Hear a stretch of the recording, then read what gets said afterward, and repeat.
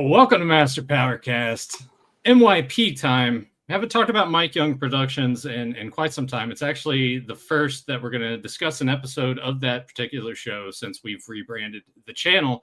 But MYP premiering 2002. We're talking 39 episodes. The one in particular tonight, The Mystery of Anwat Gar. It's such a convoluted title that when you go to say it, it's easy to get mixed up with the words and just pronouncing it correctly. But don't you worry, because in the first, I think, 3 minutes of this episode, as we go through, Anwat Gar is said multiple times. Legacy Stones. It's all about that. But depending on where you look on the internet, this is either episode 15 or 16 of season 1. So, as I said before, Mike Young Productions, 39 episodes, 2 seasons. In the first season, we got 26 episodes. Season 2, only 13. Tyler, this premiered in December 2002. So we were fresh out of high school. This would have been like Christmas season the year after we graduated. Full force going out, finding the toys. This is a very special time for the two of us because I think this is like the apex of when we were going out DVD hunting every weekend, action figure hunting every weekend. It was briefly the Ninja Turtles figures that were out. I was all about Lord of the Rings at the time and buying all those figures. So at very special times. We're going to the movie theater every weekend as well. So there was so much going on for us around this point in time. And to look at it, we weren't. Did you have a job yet? I didn't have a job yet. So. No. I would have a job the following summer. Okay, my first job, working at Wade. So this is strictly, money I had earned. By this point, I'd already spent all my graduation money on the 2002 line over the summer, along with other vintage stuff. Like I plowed through what I thought was an endless supply of cash. I think I made it to the beginning of August. Like, oh my God, I'm broke. I think I made it slightly longer than you, but I was buying Lord of the Rings action figures, DVDs. This was when you go back and you look at it, because I saw a picture of this actually on social media the other day of Best Buy's media. Remember how there were just endless rows? Each row, multiple rows were a different genre, alphabetized, and of course, going through, I got my fat stack. Of course, U-Turn is in there that I inevitably just never buy. Yeah, every Saturday. But it was such good memories, and I always look back fondly. This show in particular really takes me back when I watch it to that time period, because we were trying to catch these when they were premiered so we could record them on VHS, and over time that became an issue because Cartoon Network wanted to play schedule roulette with the show, which is kind of in hindsight is its biggest detriment. We can talk all we want, and as we'll see when we dive into the episode, they're not all winners, of course, and the way that some of them are written and going through the same motions of here's another stone we got to go find. It kind of gets repetitive, but I think the biggest detriment, both that you and I can agree on, is the way Cartoon Network handled how they wanted to premiere the show each week to week. I think that and Mattel's over involvement with a lot of stuff, because I think they got a lot more hands on with season 2. Even though season 1 has its share of we will realize that in tonight's discussion of this is forced storytelling to promote shitty variants. Peg warmers, they clog the shelves because that was what they were convinced was gonna revolutionize bringing this line back. Is we got to have more variants, and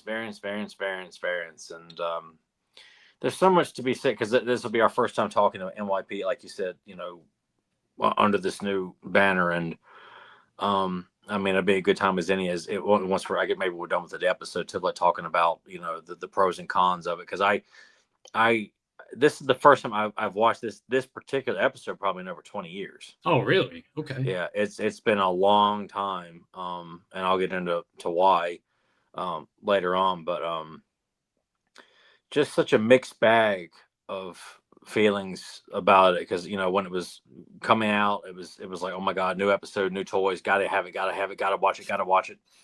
And there were some like I can't deny, like, all right, I watched that particular episode. All right, that sucked.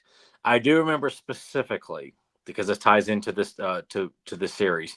I missed one episode airing, and it was an episode. I'm like, okay, I'm quite confident this episode's going to suck balls because I was going to go hang out at your house for the night.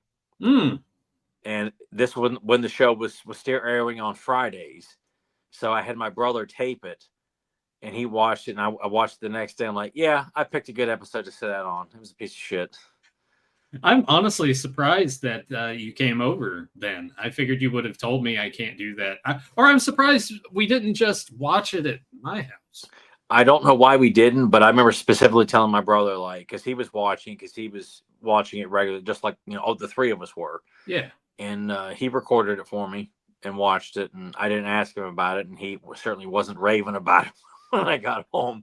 Well, I mean, in hindsight, looking back on it too, I definitely dropped out of watching the show probably a little past midway point of season 1. I can't remember particularly I do remember watching the beginning of season 2 because I remember you were convinced I was upset about something. I was like, no, I thought they were doing something pretty ballsy, and then they turn around like, no, we don't have the guts to actually do that shit. So. I mean, your memory is way better than mine because we have to think now that this was over 20 years ago. Yeah.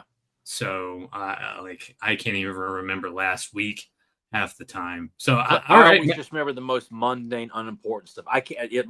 My brain does not react to important things. It reacts to trivial stuff. Things that the common man would not give two shits about. Right. That's why I always struggled with science and math in school. But I could remember like on a particular day, doing this, or you give me shit about that, or when I bought this. But I'm like, my brain's just not taken to things that the school system's saying you need to learn this. Will I ever use it? Don't ask questions. Yeah, and then Mr. Reese goes and he gets on his Yahoo Personals, and yeah, everyone forgets about anything ever happening. But yeah, maybe I did stick with it through the first season, and you may have kind of checked out maybe some. I just remember specifically because of the hype around season 2. Like once they aired the Council of Evil, which was delayed for us, we got Separation as our last episode of season 1 when it was supposed to be Council of Evil Part 1 and 2 to set up The Last Stand.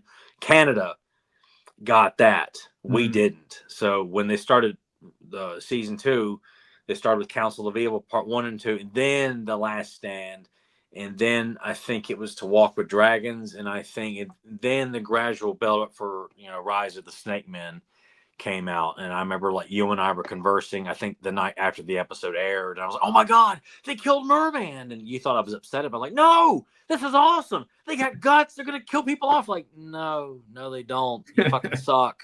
Yeah.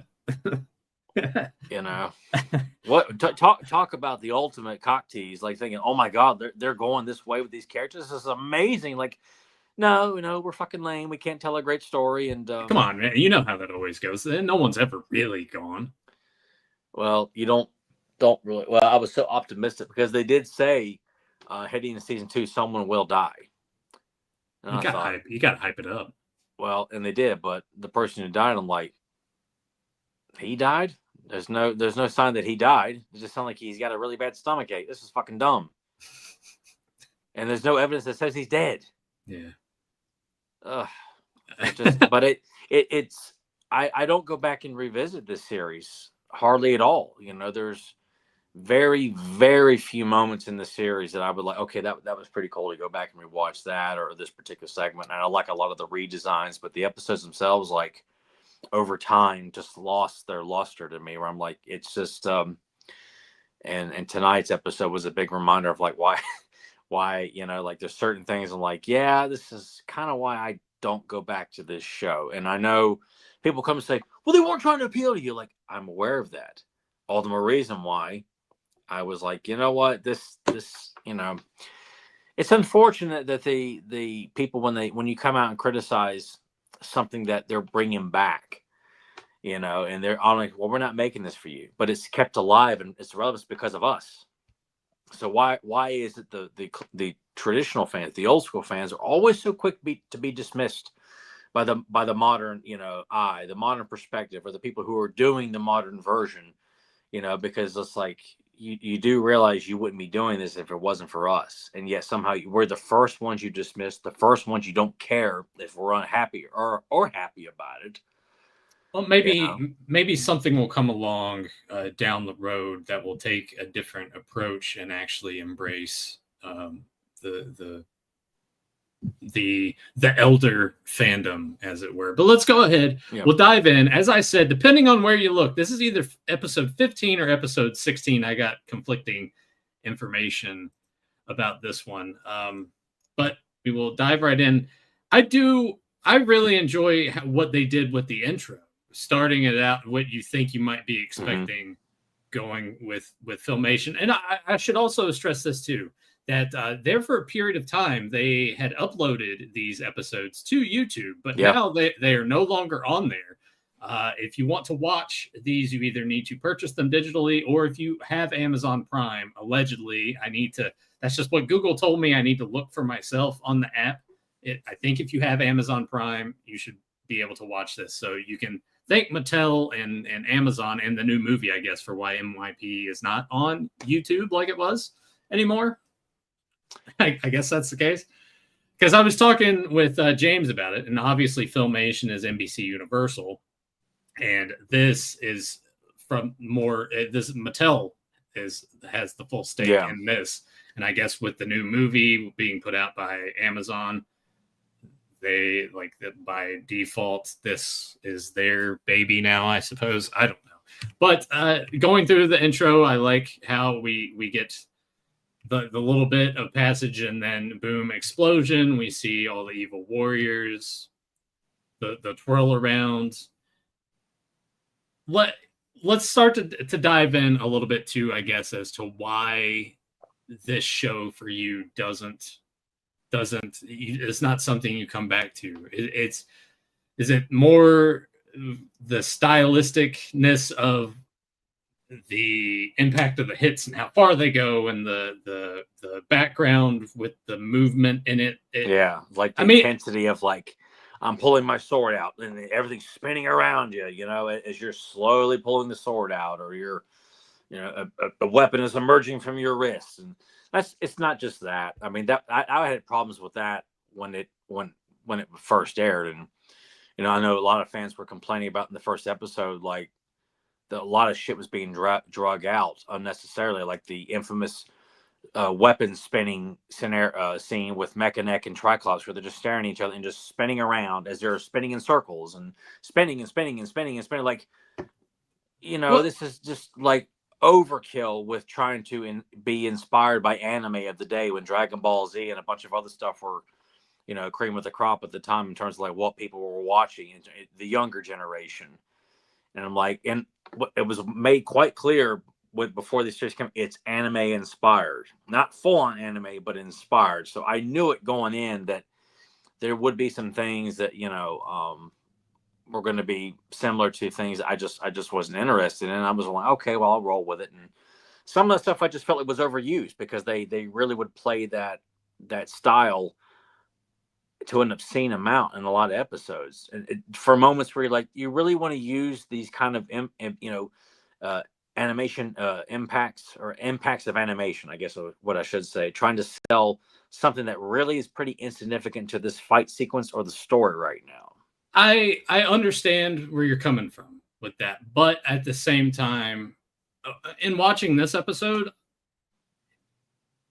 they overuse it, sure, but I honestly didn't mind it. And if every time I watch this show, I go back into the mindset of, it's the early 2000s. Like, this is what they were wanting to do with animation, and that's what everyone was in that same realm, and of trying to appeal to that particular audience, to broaden it and put it in the same zeitgeist as those that were very popular at the time, that to kind of get more eyes on it. So I understand all of that aspect, but you were talking about that and what people were saying, that you were more prevalent on the org message boards back then. Oh What no, I was it? wasn't prevalent. I just I read a lot of stuff. Like Okay. people didn't respond to what few times I would post, so Well, well, I just lurked, and well, that's what I meant. Like you were prevalent in it, in the fact that you were on there and looking at what oh yeah, everyone. a lot. So what was the kind of the general consensus as the show was going on? Because obviously week to week you're probably going in those threads with episode discussions and seeing what people had to say about it.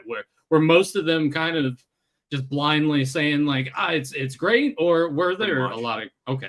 Yeah, I felt like a lot of it. I remember going one time and complaining about Fisto being Tila's uncle. I was like, this is so lame and uninspired and unoriginal and just lazy writing.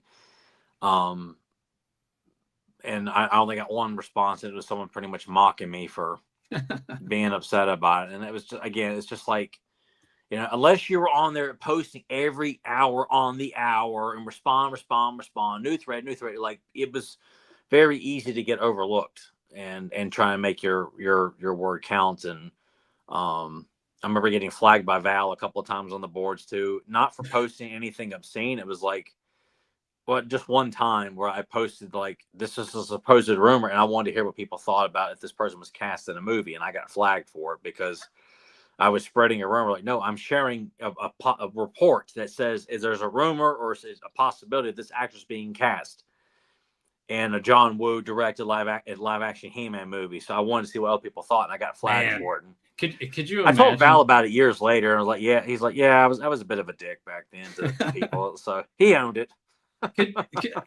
Could you imagine a John Woo Master of the Universe movie? I cannot. But at the time, I was optimistic because I liked Hard Target, and I like Mission Impossible too. So I'm like, okay. But then they kept saying Nicolas Cage playing Skeletor. I'm like, oh my God, be gone. This has got to be a nightmare. And it never happened, of course. Instead, we're getting Jared Leto to play fucking Skeletor. So it just gets worse and worse, as history as the years go on. But well, hey, I mean, we on our side of the coin of that, we have the fact that Jared Leto is box office poison. So there you go. And yet I know there's gonna be people out there who are like, oh my God, I can't wait to see this. Is gonna be amazing. I can't wait to see how skinny He-Man, skinny Skeletor, which ties into 2002 when they launched the toy line. They had a show at Toys R Us New York, hosted by AC Slater himself. To introduce Mario Lopez introduced He-Man and Skeletor to have a shitty sword fight in New York Toys R Us. Is that on YouTube? I don't know if it was. It was like the org had it like on like their media player, like on their like the news segments. But it was like the world's skinniest He-Man versus the world's skinniest Skeletor, and it was so shitty. And like Mario Lopez is trying to hype this thing up, and well, we'll have to see if we can find that on YouTube. It was like, oh my God, this is embarrassing. Like they couldn't get a bodybuilder with a tan and just put I don't know, just for what he wasn't trying to act or anything like that. God knows he got plenty of shitty acting and stuff like that with stuff that's been done. But they just, I mean, it was Mattel's way. It's like, we're trying to go all out and promote the hell out of this line, and this is what we got. We just picked two jerk offs who run in the register at Toys R Us to dress up with these characters. I don't know what they did, but could have been us, man. It could have been us. Could have been us. Let's go ahead and dive right in. It starts with Sorceress kind of reflecting and having this premonition. This what Adam goes to allude is it was just or people have bad dreams. That's all it was. But the Sorceress is sitting here and this is what I thought was going to be Monstroid coming out of the water when I first saw this. That kind of, when you see that, just that little tiny bit, and then the next segment where it's like you see that right there, I thought, oh my God, is that Monstroid? And I went, fuck, it's Samurai Skeletor. And I was like, man, I was like, this is not good, people.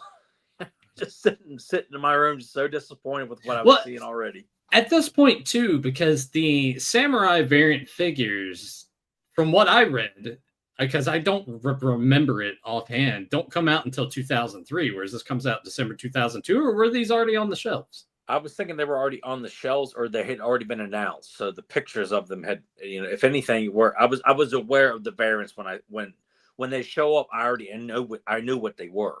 Probably announced then. They were probably announced because a lot of the figures would show up as announcements, then eventually would show up in the show, or vice versa. Like I like Cyclone was showed up in the show first, before, if I remember correctly, because he was announced at the same time as Prince Adam was for the line. But that's why it was such a shock when you see him in this episode. But we're getting ahead of ourselves here. And so the sorceress goes through her little spiel at the beginning, and it turns out she's talking to Adam and Man-at-Arms. Adam says, oh, we all have bad dreams from time to time. And then this is when we get the whole thing where Adam's like, who's Anwat Gar? And Man-at-Arms is like, not who, what, and then goes into, it houses the Legacy Stones, where I guess by this point you're halfway through season 1. You're like, oh God, not more stones, please.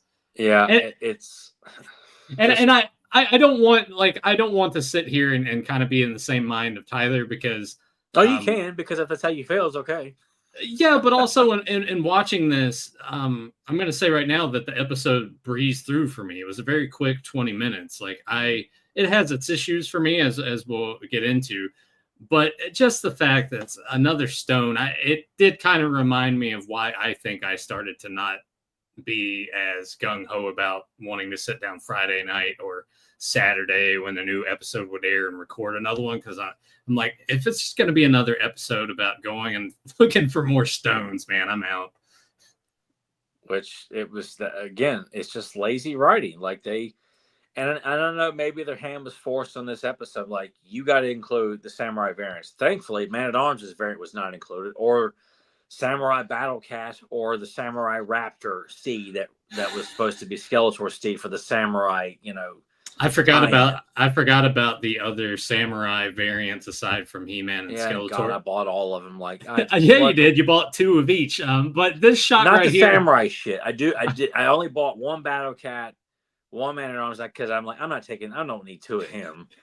But He-Man and Skeletor I bought, that way I could display all the Skeletor He-Man variants, because I was bright-eyed and bushy-tailed when it came to my 2002 fandom. So I want everyone at home to also take note of this. There was a point in time where Tyler was, no matter what, was very amped about any of the action figures, any of the episodes coming out of this show and the toy line at this time. Like, absolutely. And he was like this with movies and stuff too, believe it or not. Oh, yeah. I mean, very gung-ho, optimistic, not thinking the worst, or fairly, oh my God, this doesn't look good. Like, you couldn't tear my fandom down. There's nothing that could be done. I was about as, Mattel at this time could have sold, flaming bags of shit, and with He-Man stamped on, I would have bought it, because it was like, oh, I don't want to miss out, man, because I was too young to catch the whole wave back in the 80s. Like, I gotta have it all right now. And if you could just imagine if Origins and Masterverse came out back then, Tyler would have bought it all. But this shot in particular, I was like, oh, it's Crane's android body in the shadow behind her. God, it does look like that, yeah. Yeah. How do you feel about Sorceress's design in this show? I didn't mind the Egyptian design. It's her personality is shit. But just the fact that she's about as interesting as a fart in the wind.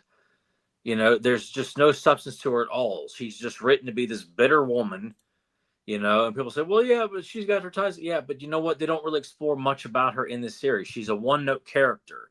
She's not a motherly character. She's not a caring character. She's not someone that Adam goes and confides to and talks about the problems and responsibilities of being He-Man. She's just there.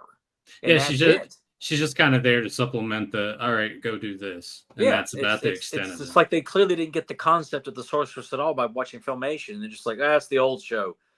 And I was fine. A lot of people did not like the Egyptian redesign when it came out, like the interior Grayskull with this Egyptian motif. It makes no sense for the exterior of the castle at all. Yeah, you're right. And the fact that it's an Egyptian motif, though, I guess one could argue, of course, because that sort of thing had been used in Filmation. When you think of Egyptian motif, it kind of makes it more like earthly instead of Eternians. And that's something that, look, you're going for an entire different universe, a galaxy, culture, and when you have characters talking like they're from Earth or seeing things that we would see on Earth, like, dude, you can't, it kills the mojo of the show when it's like, oh, I know that. It's just like ours. Like that should be not even a place in the show. That's what kills it so much with modern stuff. And it really was bothersome that the sorceress was not likable at all. There's not a single episode where you're like, you know what, she was written really good for this episode, and Do she's you not. think? She's never written as an enjoyable or delightful character to see in any episode. Period. Yeah, maybe if the show had continued, there could have been the possibility that they could have opened the sorceress up a little bit more. But I mean, the kind of tag is you get the hint of like, you know, her mate who would go on to be Fisto.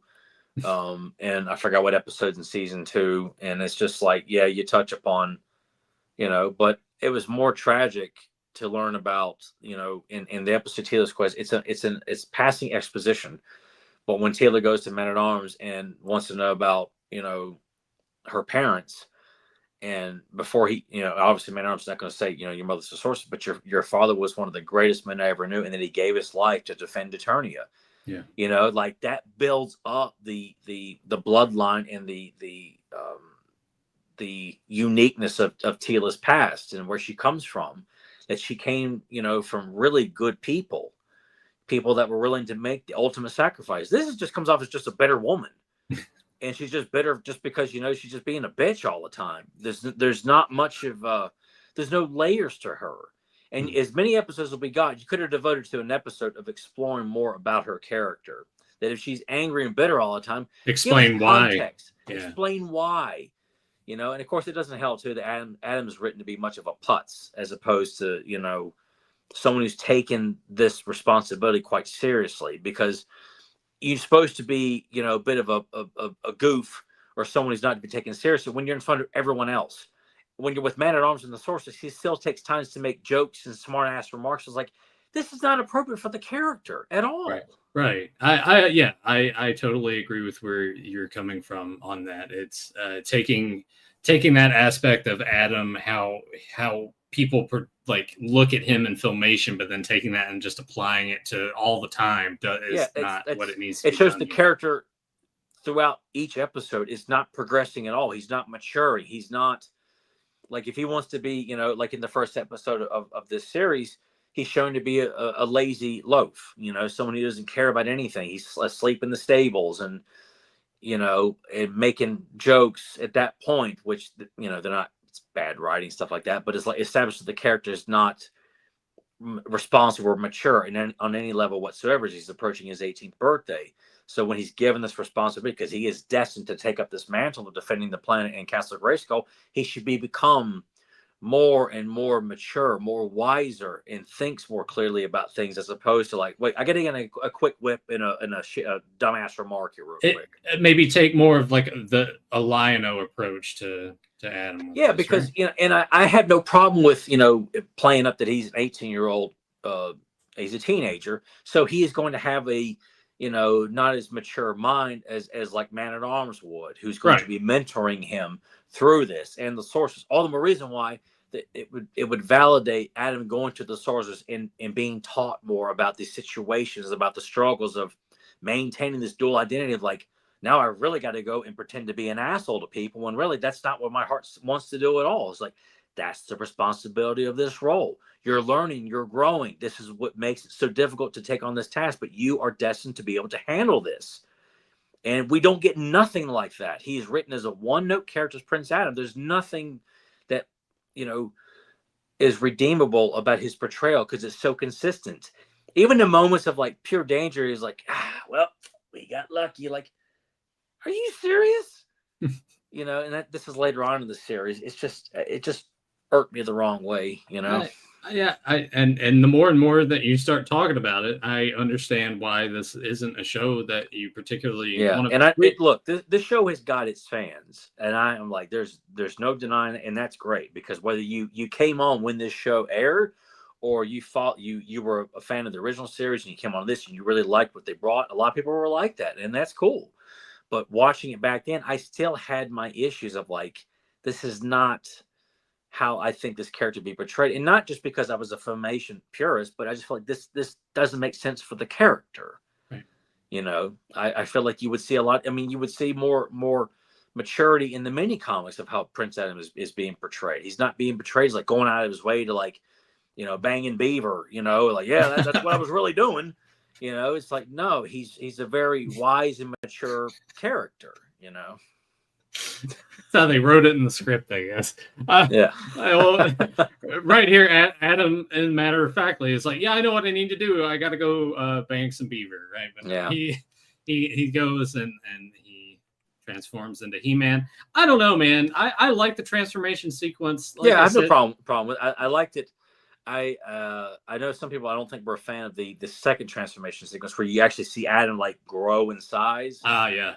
I thought that was quite cool. I like that one better than this one, honestly. Well, because I think it's important with the obviously Adam and He-Man look different in the series. You kind of need to show a little bit of Adam growing into bulking He-Man. up, and it looks cool animated, like with his back expanding, his arms are getting bigger, and the music's building and building before the transformation is complete is fully complete. So I thought it was a nice change in the second season when they added that, Yeah. But this one was not bad at all, and when this was aired, it's like, okay, it's the War Whales, which I bought those, and I was like, oh, that's cool. It's the vehicles that which I think were out at the time.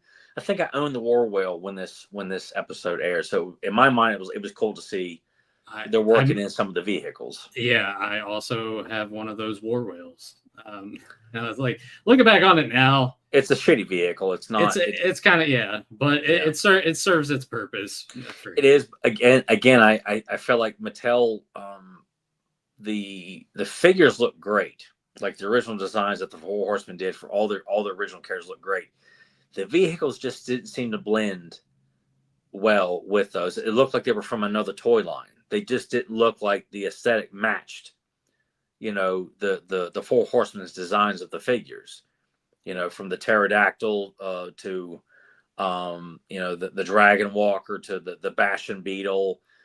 I mean, maybe the Bastion beetle, okay, because it's more of a Bachelsaurus influence there, but I mean, it was just like a mixed bag, mainly misses than hits. And let me point out this: Man-at-Arms is depicted as the most worthless portrayal of the character because he's constantly getting knocked on his ass. Constantly in this episode, it's just again and again and again and again. I'm like, you guys don't have nothing better to do with this character than just have him like He-Man's got to come and save his ass. So many times in this episode. Honestly, if anything, I would much rather instead of doing this, just have Man-at-Arms back home and use him as just sort of the cue to James Bond that's going to be like, hey, I made this for you, and then use that to implement in something they need to use later in the episode. Because you're right. I saw this as I'm watching. I'm just like, it kind of makes Man-at-Arms just look like so bit of a pussy. Like he's just a pushover. So weak. Yeah. And this is someone who leaps into the air, whips out a full arsenal out of his ass, but he's just like, like again and again and again. Like I guess they're just kind of, are they just trying to push that he's like an old man? I put that in quotation marks. I almost feel like they had nothing. They're just trying to pad this episode out. So let's constantly have. But you know what? We're having someone who is a mentor to Adam. Like it shouldn't be, maybe one time He-Man saves Man-at-Arms from peril, but the rest of the time he should be able to hold his own in combat. But as we get further into the island, it's to the point where it's like, look, you guys are we'll get there when we get there. Man-at-Arms should have just stayed back behind and was doing monitor control, like he's on maybe monitoring He-Man from the War Whale. Like, okay, like as you're approaching an island here, it's looking like there's something approaching you from the island, before He-Man even sees it, or it's like he's performing surveillance, for He-Man in advance, like what he's doing. Or if anything, in this scenario, this could have been an opportune time to have something similar to a Monstroid in the water that they have to battle to get to the island. Instead, it's just we're on our way there, and this wave is just going to take out Man-at-Arms. And then, it just and we're seeing monstrous fish jump out of the water. And put something there in between to make it instead. Just this part falls kind of flat. So again, it's worthless padding because it's where they're going with this episode. There's potential, but they're just the writing of this, and I don't know, maybe there was more. Change, at the 11th hour, but it's just you're wasting precious time telling an action, and really this should be He-Man going through this peril, not Man-at-Arms. He-Man should be knocked off the War Whale, trying to get his breath. Maybe there's a monstrous squid or an octobeast, it's a reference formation there, in the water trying to eat He-Man, frees himself from that, barely gets ashore, trying to catch his breath. Well, he's communicating with Man-at-Arms like, yeah, I'm finally on the island now. And, until, all right, well, apparently if you're going up ahead here, there's a this is, I just feel like Man-at-Arms just needs to be back home, like you said. It's just not working. He-Man swims into the abyss to help rescue Man-at-Arms. They get back on the war whale. They make it to shore to the island. And the episode kind of picks up a little more here because we get a little bit of a scenery as they're walking towards. We pan over to the bamboo-esque forest, and we see this mysterious figure to the right who, if you got a good pair of eyes, is Cyclone. Yeah, because then it cuts again to a close-up of his face, and you see the color scheme. Like, oh my God, it's Cyclone. Yeah, it's like you could kind of make it out right here in the side profile, but then when you hit right there, that's when you're like, oh, holy shit. Yeah. But as we make our way through, I mean, I do like the aesthetic of what they have here on the I do island. too, and I think it's more of that should be played up, but it's I don't know, they get a little crazy here, and as the episode progresses, like I mean, this has like the feeling of like a possible kind of Raiders of the Lost Ark opening here, you know, Indiana Jones right here. It is, but it gets a little crazy to the point where, like, again, this needs to be something He-Man's going through. It just makes Man-at-Arms just look like a constant, you really just stay behind kind of thing. It's kind of like in video games. It's like an escort mission. Like He-Man's essentially having to make sure Man-at-Arms doesn't get killed through this entire thing. And it's just kind of annoying more than anything because else. The character is in constant need of being saved throughout all of this. And we're talking about someone who's helped train Adam in combat. And he comes off as just like he's so inexperienced. And get Adam... He-Man's got the brain of Adam, and yet somehow seems to be acting like he's a lot more in tune with what's going on here. Yeah. And it doesn't work for me, brother. We get this nice spider shot right there, and I was like, how awesome would it have been if like Web Store was somewhere lurking around in this area? This whole thing too, when we get to a couple more minutes into this, it really started to make me think. Actually, I'm going to hold my thought until we get to that point. But yeah, here's one of our stylistic like close up of the eyes, but then we get our Indiana Jones sequence. But I actually like this a lot where they slam onto He-Man and He-Man like bursts out of that. Yeah, it's fine. That was cool. Yeah, and it I feel like a lot of the battles that they should go through should be more in tune with the size of this. I know the booby traps and things are supposed to get progressively harder and more deadly, but it just we kind of like we've left the planet here as we're approaching the Citadel here, and it's unfortunate. There's nothing else in terms of threats. That's just in it because we waste a lot of time as we get deeper. This is too much here. Like these massive statues that go into full Power Ranger mode with their hand movements. It's like, this. I mean, look how big they are compared to them. Yeah, like this is overkill. They should be stone statues they're maybe 7 foot tall, a bit bigger than He-Man. But they don't maybe a Godzilla-sized giants that jump down and start doing this, before they go into combat. It's maybe just a slight bit tall, maybe like 10 feet. Yeah, but it's just this is overkill. And like, okay, so Man-at-Arms is gonna drink gummy bear juice and start bouncing around like a fucking gummy bear, It's like, again, stop with the jumping around. Everyone can jump around like the Hulk. Everyone jumps in the air like a mile at a time. It just goes back to the whole thing that they just really wanted to make it stylistic to fit in. This is early 2000s. But you could do that without going completely crazy. Like much like in wrestling, and you can appreciate, there has got to be a level of rules that you abide by. Now, granted, a smart ass watching this will probably say, well, technically in Filmation, they went all over the place. Like, yeah, people have asked, how come He-Man can pick up Castle Grayskull, which he did in one episode only, and then struggle with a small sea monster. It's just based on the writer. Sometimes they get a little crazy with what He-Man can do. And there were times where, things that He-Man did in Filmation was like, this is a bit too much. When, I just feel like there's some things that, look, he's the most powerful man in the universe. He doesn't need to turn into Superman and start doing it completely off the wall stuff just because, I want to see him do that because I'm not a very good writer here. And I can't come up with anything creative here.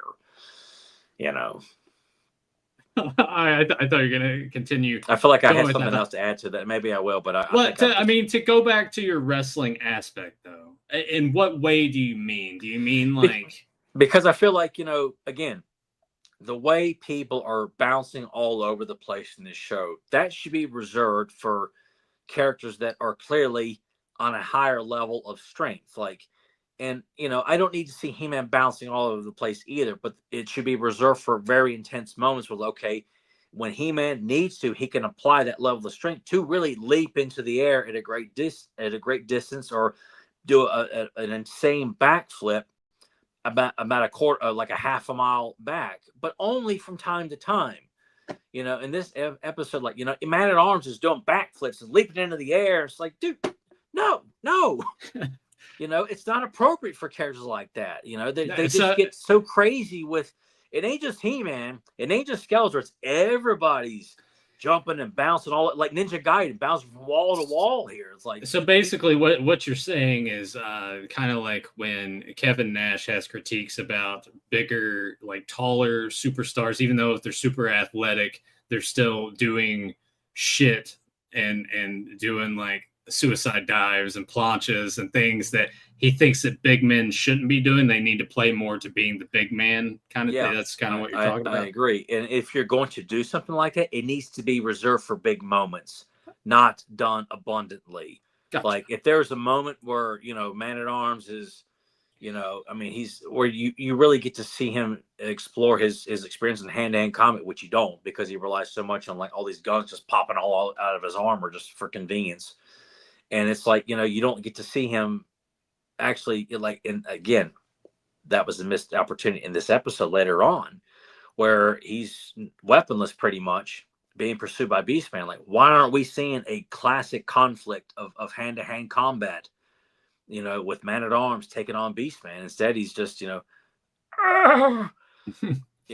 we get it, you're hurt, but do you think do you think that maybe the stylistic approach of having everyone be super, super athletic and bounce around all over the place was just kind of taking it to the other extreme to kind of counteract and what some would call, I guess, the limitations of Filmation? Maybe they're like, we have to up the ante and make this seem more exciting just because some people maybe would look back on Filmation and think that it's not as exciting. If they're worried about that, then they clearly missed the mark then, because you shouldn't be worried about, people are going to assume we're going to do what Filmation did. Like, this is new animation, new writers, new staff, even though you got a few familiar faces from Filmation showing up, like Larry DeTaylor, Michael Reeves. But the fact that you can depict, we should have gotten more sword fights. And you think for a show that's based in action, sword fights are pretty minimal in this show. We don't get many sword fights. And people will not Filmation. There's no sword fights. There's like punching and stuff like that. It's not a whole lot of punching in this series either. There's punches off camera, oftentimes. And maybe there are a couple of kicks and punches may connect. But it's not an overabundance as people think. It relies a lot on shooting blasts and deflecting blasts. And people go flying, a quarter mile back in the other direction. Because every blast and every kick, has that same level of impact. Like, you froze up on me there. Nathan? Oh boy.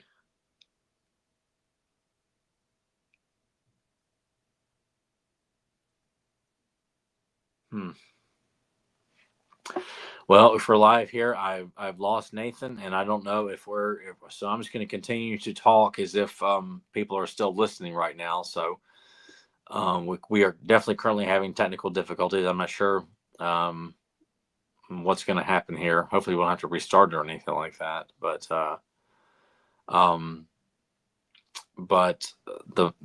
now I've lost my train of thought with seeing Nathan like disappear on me there. So people, I apologize. Hopefully we can get back to what we were talking about once Nathan gets this thing figured out.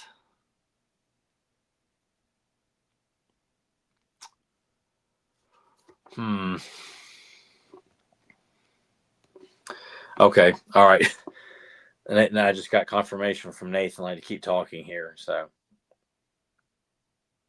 okay. The power went out. So, I got to fill the dead air here, people. Okay. So anyway, but yeah, what the point I'm trying to make is that, again, not everybody should be doing what the top tier characters should be doing in the show. What Skeletor does should be reserved for Skeletor. He should not be, doing the things that Clawful would do, or Whiplash would do, or Merman. Like, it should be like these guys have a set of skills, and they should be the ones to be depicting those particular strengths and abilities. And it just feels like it was just overdone a lot with this sequence. And I just felt like Man-at-Arms should be a lot more intelligent in the journey on Anwat Gar, kind of being the one to kind of help guide He-Man, having experience, because it wouldn't make much sense for Adam to pretty much know what was going on, or have a better idea of like how to handle all these situations, because he's still young and inexperienced with how he's going about things. But that, I think, it's kind of one of those things that MYP just never really stopped to take notice of. Like, wait, we're kind of setting this character up as like he's very young and inexperienced, but we're just going to have him be a lot more intelligent and know what to do in all these situations just for the sake of convenience. It's would have been a lot nicer to see Adam grow and learn from these mistakes, and like, as he's going along, like applies what he's learned, more and more. Like, okay, well, this makes sense why he would make this kind of decision here, or almost like going forward into the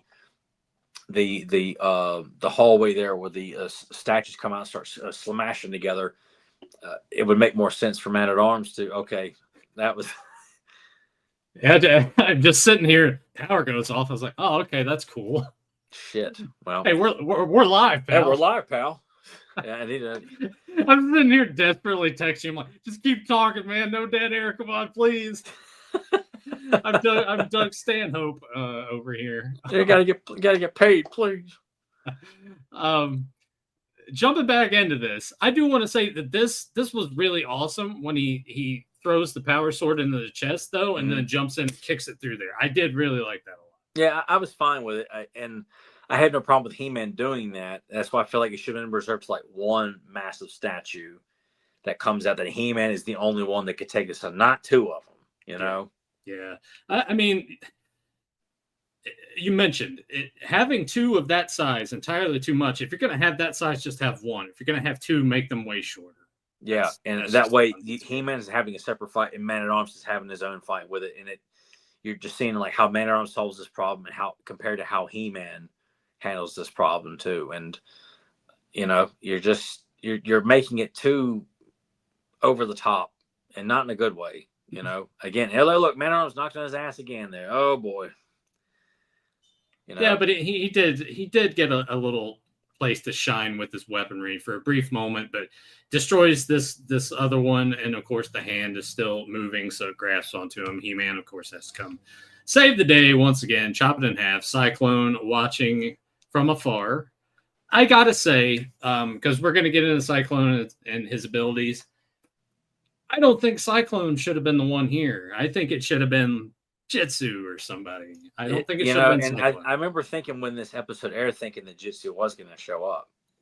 Naturally, you think, with an Oriental aesthetic, to the island, Jitsu would have made perfect sense of someone who was maybe pursuing, and something that Man-at-Arms touches on, the weapons and armor of this island is just kind of like, well, why aren't we focusing on that? Why can't you sit there and say that that the samurai armor that was made and forged on this island was very formidable and hard to penetrate and break in battle, which would make Skeletor want to seek it out. Like, what is it about this armor that makes it so impervious to be, sword wounds or blasts or anything like that. Yeah, they don't mention that at all. It's just No, the legacy. it's the fucking stone. The stone. And that's it. Yeah. It's kind of funny in hindsight that it's kind of Mattel pushing to have this in here so they could sell the variant, but they don't do a job of pushing as to why this is great. It's just like it's very Power Ranger-esque with their execution of it. Like, say the magic words, hold up the stone, and you're like, all right, it's secure. I mean, they're turning their Zors are coming out of the fucking water around Anwat and Gar. I mean, we get a good spot here of showing. This was a good introduction for Cyclone, and this was the only reason me and my brother would rewatch this episode. We fast forward through everything else and just watch his introduction and how he faces down He-Man and Man-at-Arms, because Cyclone's my favorite heroic warrior, and he became my brother's favorite of the heroic warriors too. He really loved this portrayal of the character like a lot. So it turns out that Cyclone is the protector of the Legacy Stones. He's a stone protector. Yeah, he's a stone. Oh boy, happened again. Shit. Oh, God. No. Well, if people don't know what I'm talking. Okay, there you go. You froze. Yeah, you froze on my end. Yeah, I saw something happen just now on that. So I don't know what's going on. That's the beauty of us being live, right? That's kind of like the back side of this whole We got to thing. roll with the punches. Yeah. They're live, so they're real rounds. They're stiff. So Cyclone, we get some more Cyclone showing off skills and the. I'm not big on the wrist gauntlet where it's just firing rings and explode, and because I feel like that's something the character doesn't need. Like once that is dismantled, like that's okay. This is what we should have been shown from the very beginning. Like he's charging up like these tornado blasts from his wrists and firing them out, and it's like this just kind of seems like such a needless accessory. Yeah, because man gets knocked in his ass again. Commercial break, right there. So that makes what, three times, three times now, or no, four, because he had to save his ass in the gauntlet statues that were colliding. So yeah, four times already. Man-at-Arms is just like, it's like he's the master weapon. Yeah, he's just a feeble old man apparently. Yeah. There we go. Like that's what should have been focused on right there. Like that was cool as shit. Like he's charging up these blasts and firing them out, and just it was a great extension of what the character could do. Not just turn into a tornado, but generate tornadoes. From his wrists. I don't need to know how he does it. I don't need to have it explained or. Look at that cool shot right there. Like that's just awesome. And a very cool addition to the character in his tactics and skills. And it's great too that with the redesign of this for MYP that they didn't go too crazy with it. They kept it mostly the same. They did, but there's the rings on the back, and which for the show, I'm like I was cool with it. I still prefer Cyclone to be like as he is, like the vintage and the character. Like I thought it looked cool, and he's portrayed as a very, interesting character. I like his voice, but dispatched quite quickly for someone who can clearly do a whole lot. But we can't put him over entirely, especially over He-Man. But I'm like, this is cool too when He-Man thinks he's got him, beaten, and then just Cyclone just rotates, click, click, click, click, click, click, click. The moment, oh my god, like we're gonna get to see him like go full tornado mode here, and like, yeah, that was cool. And during all this, they're trying to explain that hey, we're not we completely glossed over all that. Like the Cyclone sees that he thinks they're coming to steal the stones, and they're trying to explain, no, we're here to stop them from the falling into the wrong hands. Yeah, falling into the wrong hands. The wrong stone protector. Did you like the fact that He-Man jumped into this to use it to his advantage? That was cool. That was a cool battle tactic to this is the highlight of the episode right here. This is pretty much the battle between He-Man and Cyclone, because This wouldn't happen all the time, but it's always kind of hero meets up with another hero, and they're going to clash. Before they realize, hey, we're on the same side. You don't want to do that all the time because then it's like, okay, come on, our hero should be a little bit more competent than that. And for Cyclone, it makes sense for his character. Like you're going through and dismantling all the booby traps on this island. Like you wouldn't be here except for the legacy stones. So to make that assumption that they're clearly after it just you're going through the gauntlet of everything. So you've only got one reason to be here. It's a bit. Can we really call it a gauntlet though? If there were only two things, again, that's they really could have done more with it. They weren't going to be devoting so much time to superhuman samurais. To later on. I honestly, I would have skipped. I would have had Sorceress's narration at the beginning. I would have skipped the part in Titration. Boom, they're already at the island, and then start with Gauntlet number 1 and have them going through the different things, and have the exposition along the way of them talking to each other as they're going through that. If they're going to have Man-at-Arms there in this scenario, that's how. Well, and I have no. Obviously, I'm always cool with Man-at-Arms tagging along with anything He-Man does because they are the best of friends. And as I was saying earlier too, it would make sense for Man-at-Arms to be kind of leading the expedition. Adam has no experience in this kind of stuff. Yeah, he's the most powerful man in the universe, but he's still learning this stuff. This is why it really should be a hero's journey through this first season here, with Adam learning as he's going along what he can and can't do, what he needs to know. Well, he's He-Man. Like that makes no sense at all. Like you're not taking time to establish what you've already established and work and run with that.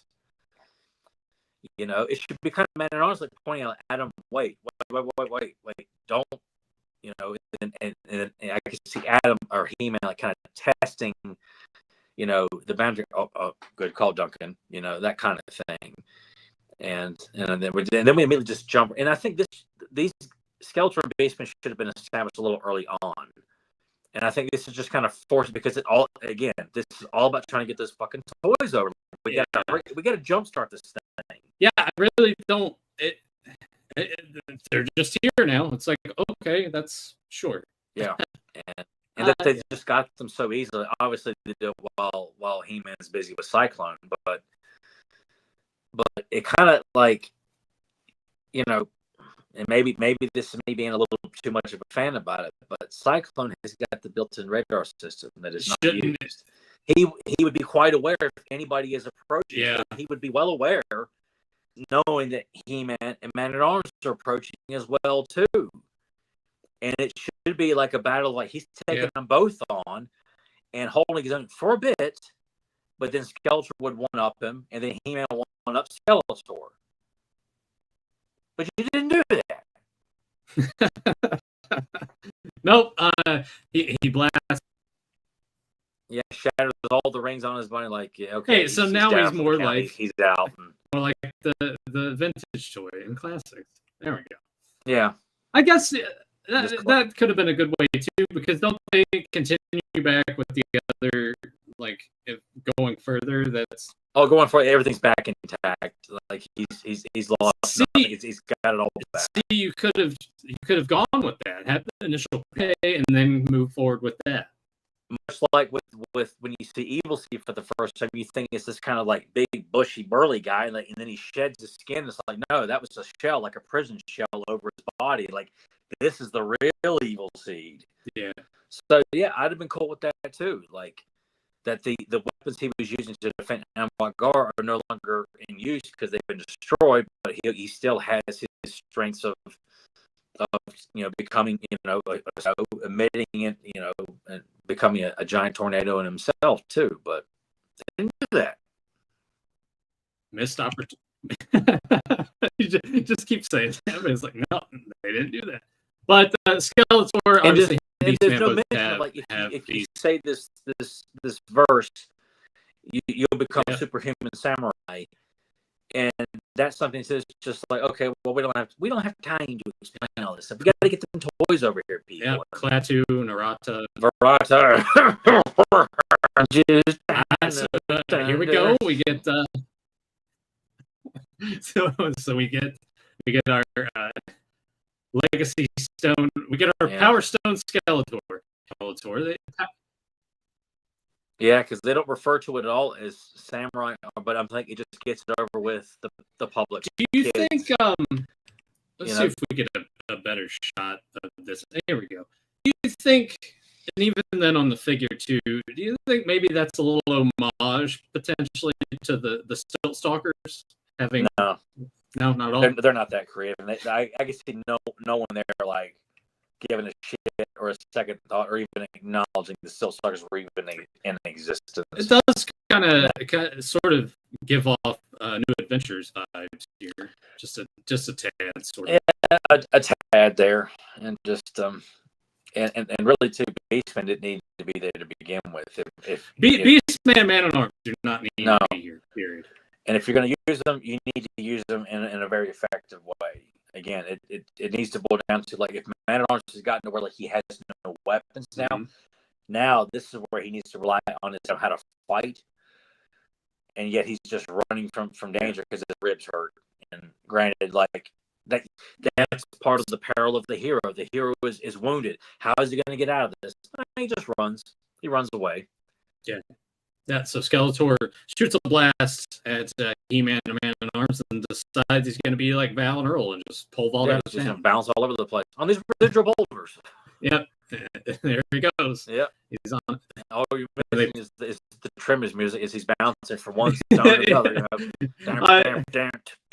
Damn. Yeah, I should just take that music and apply it to this clip. Because that's immediately what I thought of when he's going rock. Yeah, that's a great comparison there. Yeah.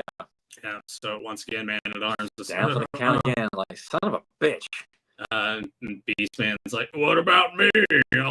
I'll say the words," and then he doesn't. He can't remember what they are because Beastman's stupid. And his voice sounds because he's right up there with Clawful.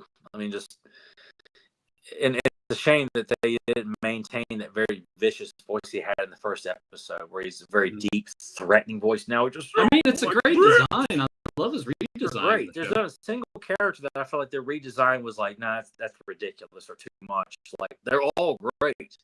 It's just the voices that kind of really hurt it. A lot of voices killed the characters, and it's just they all thought this was great. They didn't do that. I can't remember the words. Yeah, it's just we see him punch Beastman and like for convenience. I know the words. This is what they are. Look at me. There we go. So just stupid. Like, I'm sorry. That's stupid. Why the fuck does the most powerful man in the universe need to wear samurai armor? Oh, we gotta sell toys. Oh, I'm sorry. I didn't mean to question you. Mr. Brand manager.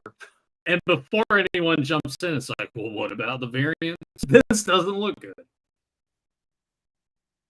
Yeah, this looks ridiculous. And unfortunately, those variants were never used in Filmation. And they were Battle was never even used in the mini comics on any level whatsoever, just strictly for promotional items. Which is a shame because that's if not my favorite He-Man variant. Oh God, yeah, it's so iconic. And look, we just Skeletor's like drinking the gummy bear juice. Oh, we're missing the gummy bears theme playing as they're bouncing around. We actually got that from Darth Leon here. There you go, man. See, we're on the same page, man. It's fucking dumb. Like, you have nothing better to do to depict they have these newfound powers. We'll just have them bounce around all over the place. So a Man-at-Arms limping around, easy pickings for Beastman. One would think. And it looks like he's going to head first in that spike on there, but no, it just boom. Yeah, but he bangs into that, and it knocks him a little loopy. They have a little bit of this is where it should have been hand-to-hand combat. No, we got to have the convenient gauntlet come blast. Let's give a little bit more of an alpha complex to Man-at-Arms for a change. Nah, we can't do that. We got more booby traps to set up for him to run through. Beastman stumbles into. Yeah. So He-Man's got his moon boots on. Yeah. God, moon boots. So I haven't heard that mentioned in a long time. I mean, it's one of the prizes you could get on like Double beers. Yeah. I remember one that was so bad. I never knew anyone who owned a pair either. I mean, if I'm going to pick one that looks better than the two, Skeletor's armor looks infinitely better. Well, even in toy form, yeah, the colors looked a lot better, which, He-Man's supposed to have the more heroic colors. It just looks ridiculous. And there were a few variants in this line that looked genuinely good. Like Jungle Attack and Ice Armor He-Man looked really good. And would have been good, which Ice Armor was used in the episode Trust. So it made sense. I mean, the Battle Sound He-Man looked more like Battle Armor He-Man in 2000X style, which looked really good. They didn't use that.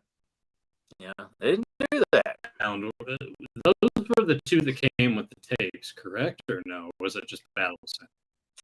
No, Battle Sound, He-Man Skeletor came with the tapes, and then they released there's, let's see, and then some of the first wave of Heroes and Villains from the 2006 series, like Courage of Adam, the World of He-Man, and Dragon's Brood, I think, were the ones that were released that were attached to to some of the figures.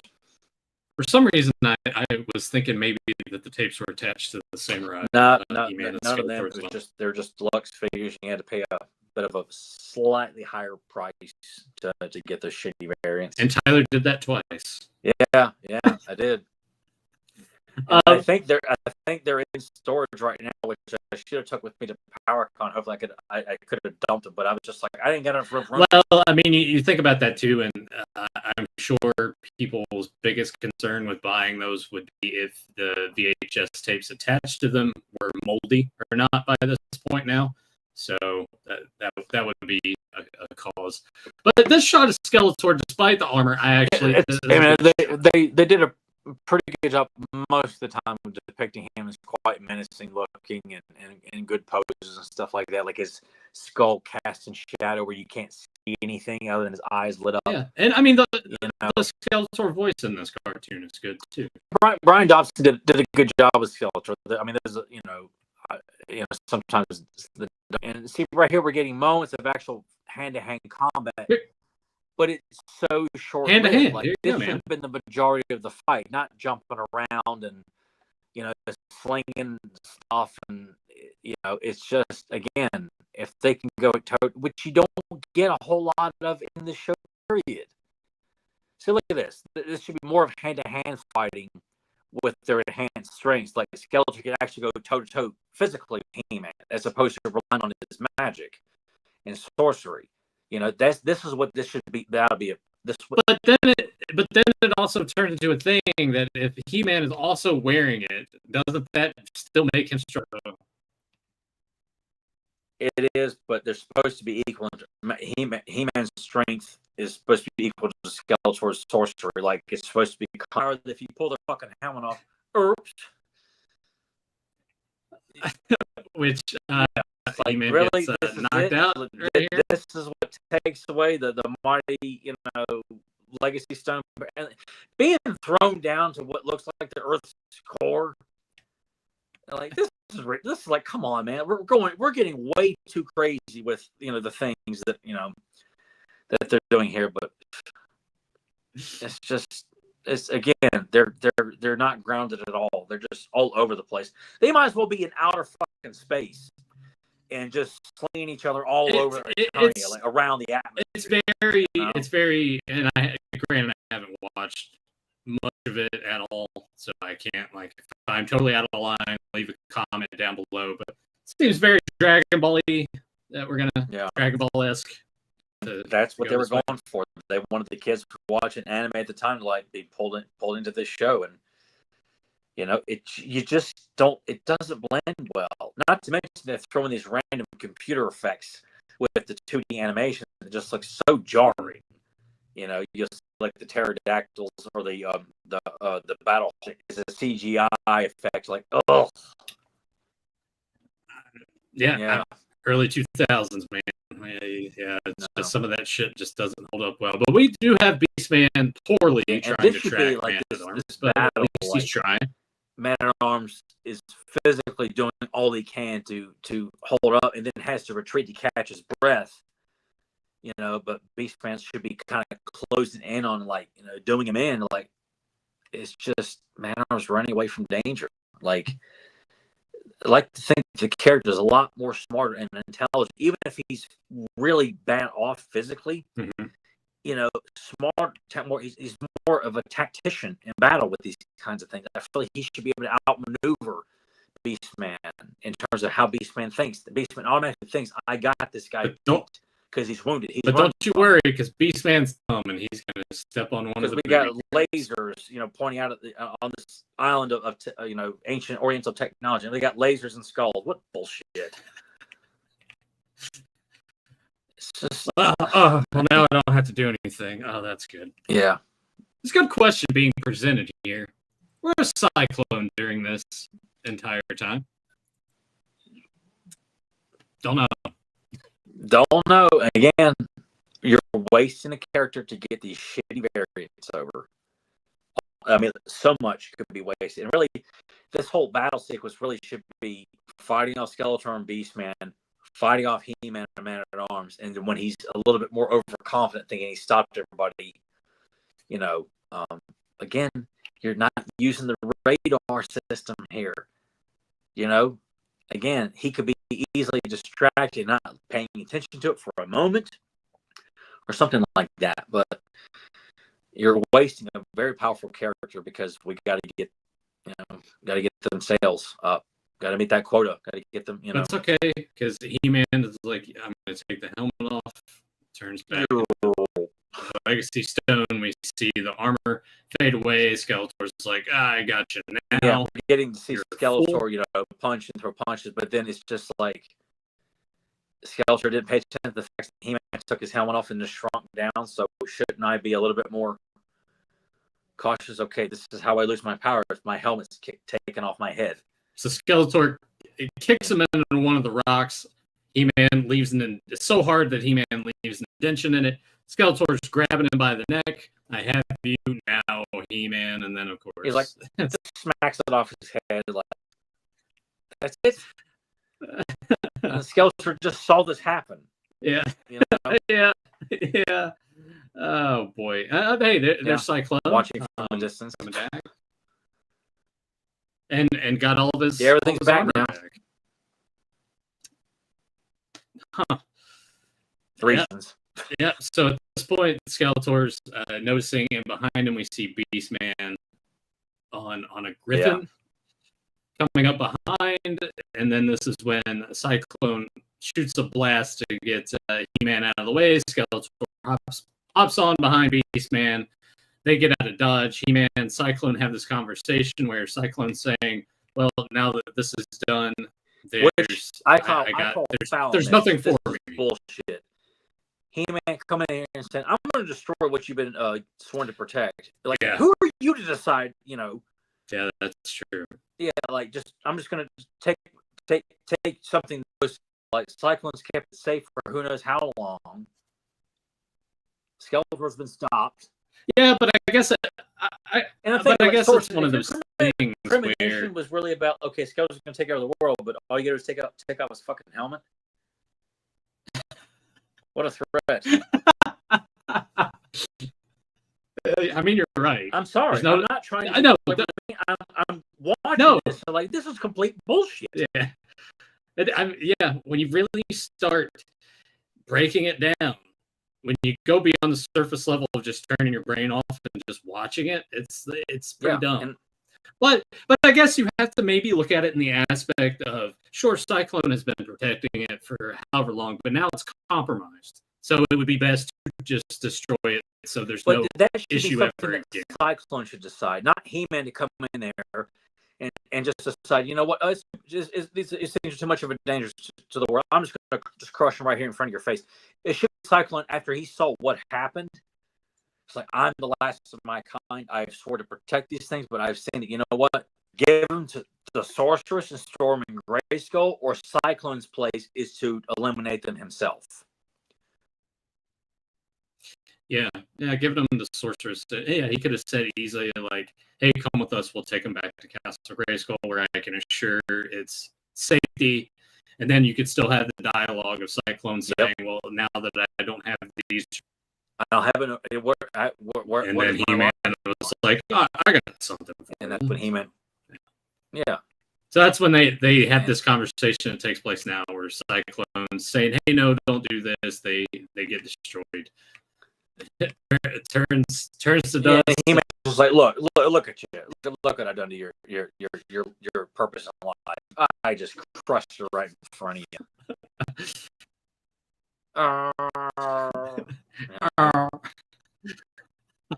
So yeah, Cyclone is Josh kicked in the balls by a would-be pediatrician. Yeah, just waiting for the bus to show up.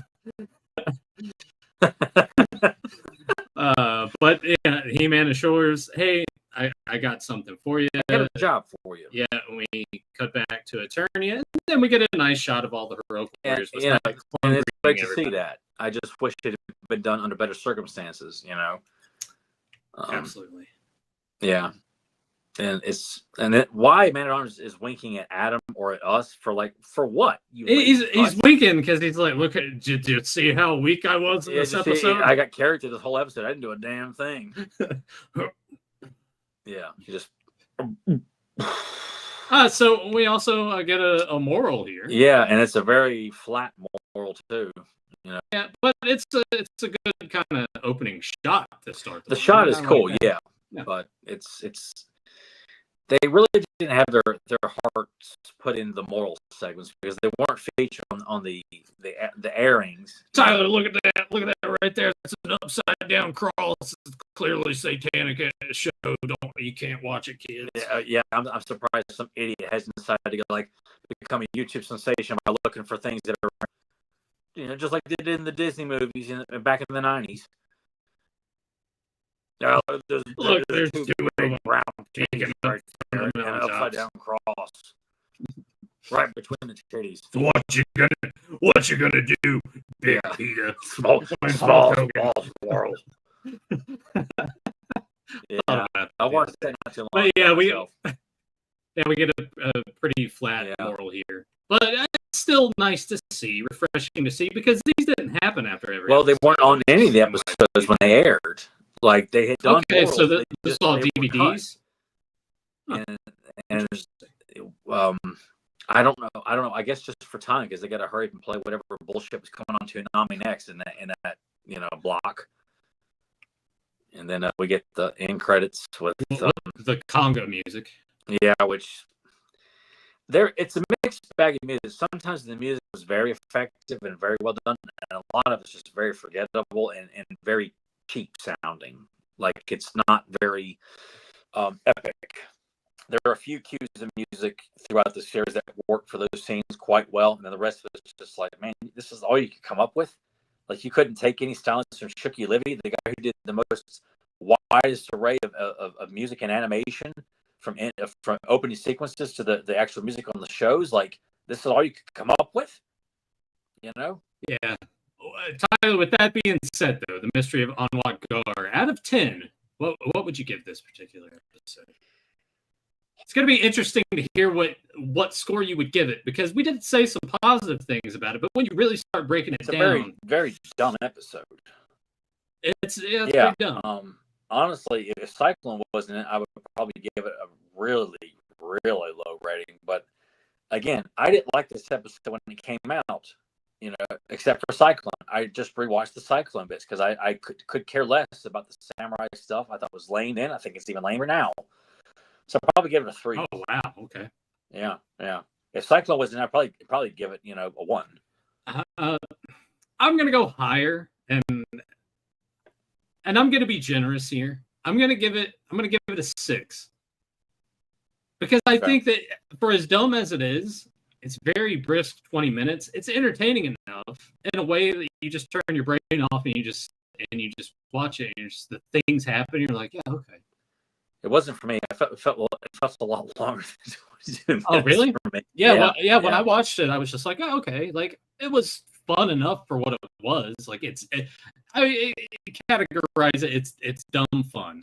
I'd forgotten most of it. Like I remember the showdown where Cyclone shows up for the first time and you see what he can do, and then they turn into the samurais. Like I remember that, but everything leading up to that and all the statues and the all the stuff, I'd forgotten about all that stuff.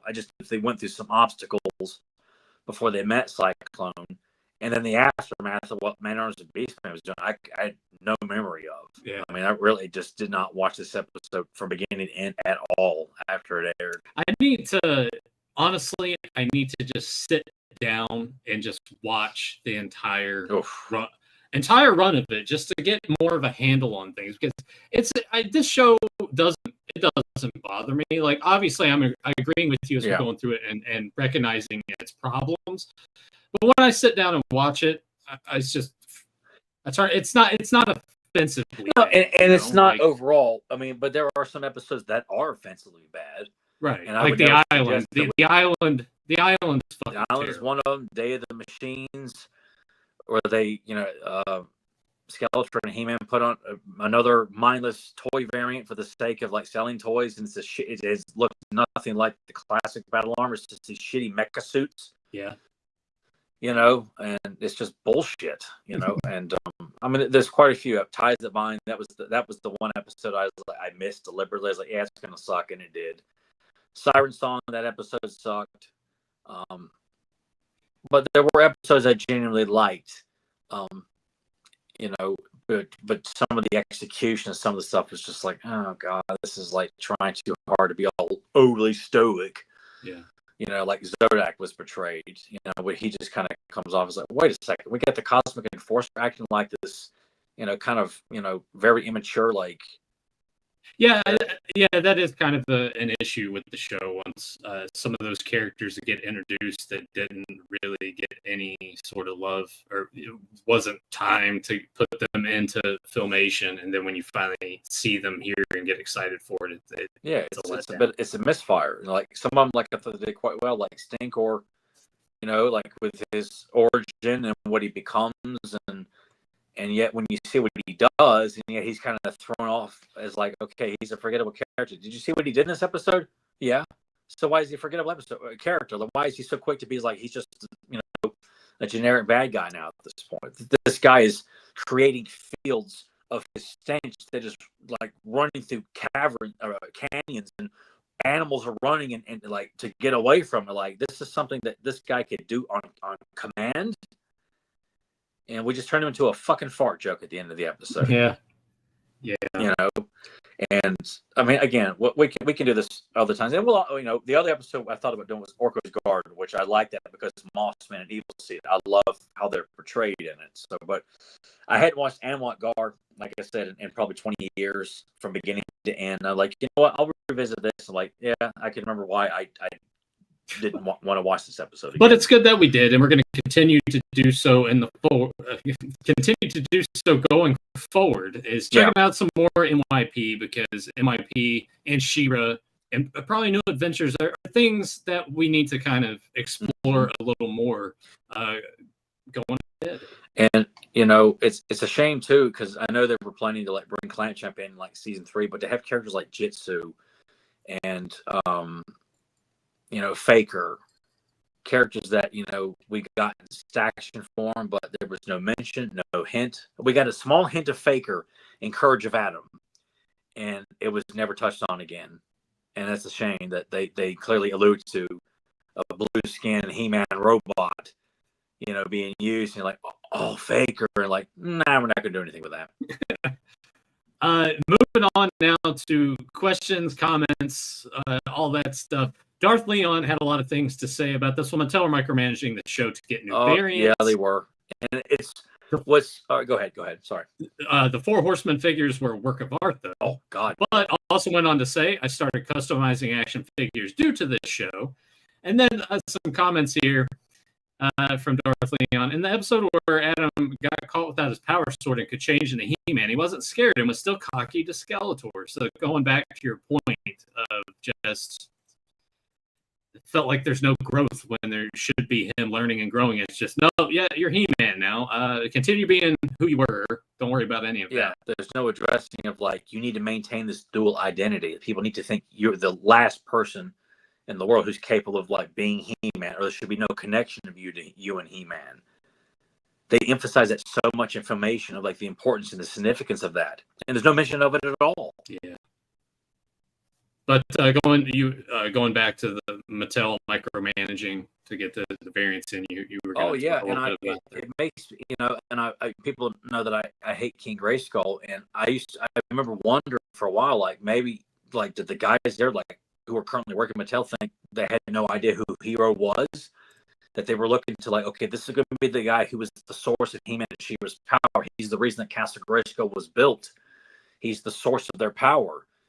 And when Val and Emiliano were doing the He-Man comic, they threw in a cameo of Hero in issue number 2, and the brand manager like talked to them and says, "Hey, I know you put Hero in there," because they were wondering too, like, why did you guys not do Hero? Why did you guys go with King Grayskull? So that was acknowledged the fact that the guys working Mattel at the time were aware of Hero and said, "No, fuck that. We got a better idea. We're going to ignore that." And I think it was Dean Stephan, the main writer and kind of producer on the show. I think it was his idea to come up with King Grayskull. And even Val like called him out on that too when they had him on Roast School back in the day. I was like, thank you, Val. But he defended it and thought it was a good idea. I'm like, no, fucking dumb. Was there any talks back then on the boards while MYP was going on of Mattel has got a big hand in this, and this is why this stuff is in there? Was that any mention? I think people were pretty well savvy about, okay, yeah, this is a blatant toy commercial. Like there's nothing about this episode other than you're trying to get the Dragon Walker over in the episode To Walk with Dragons, which was a real shitty episode.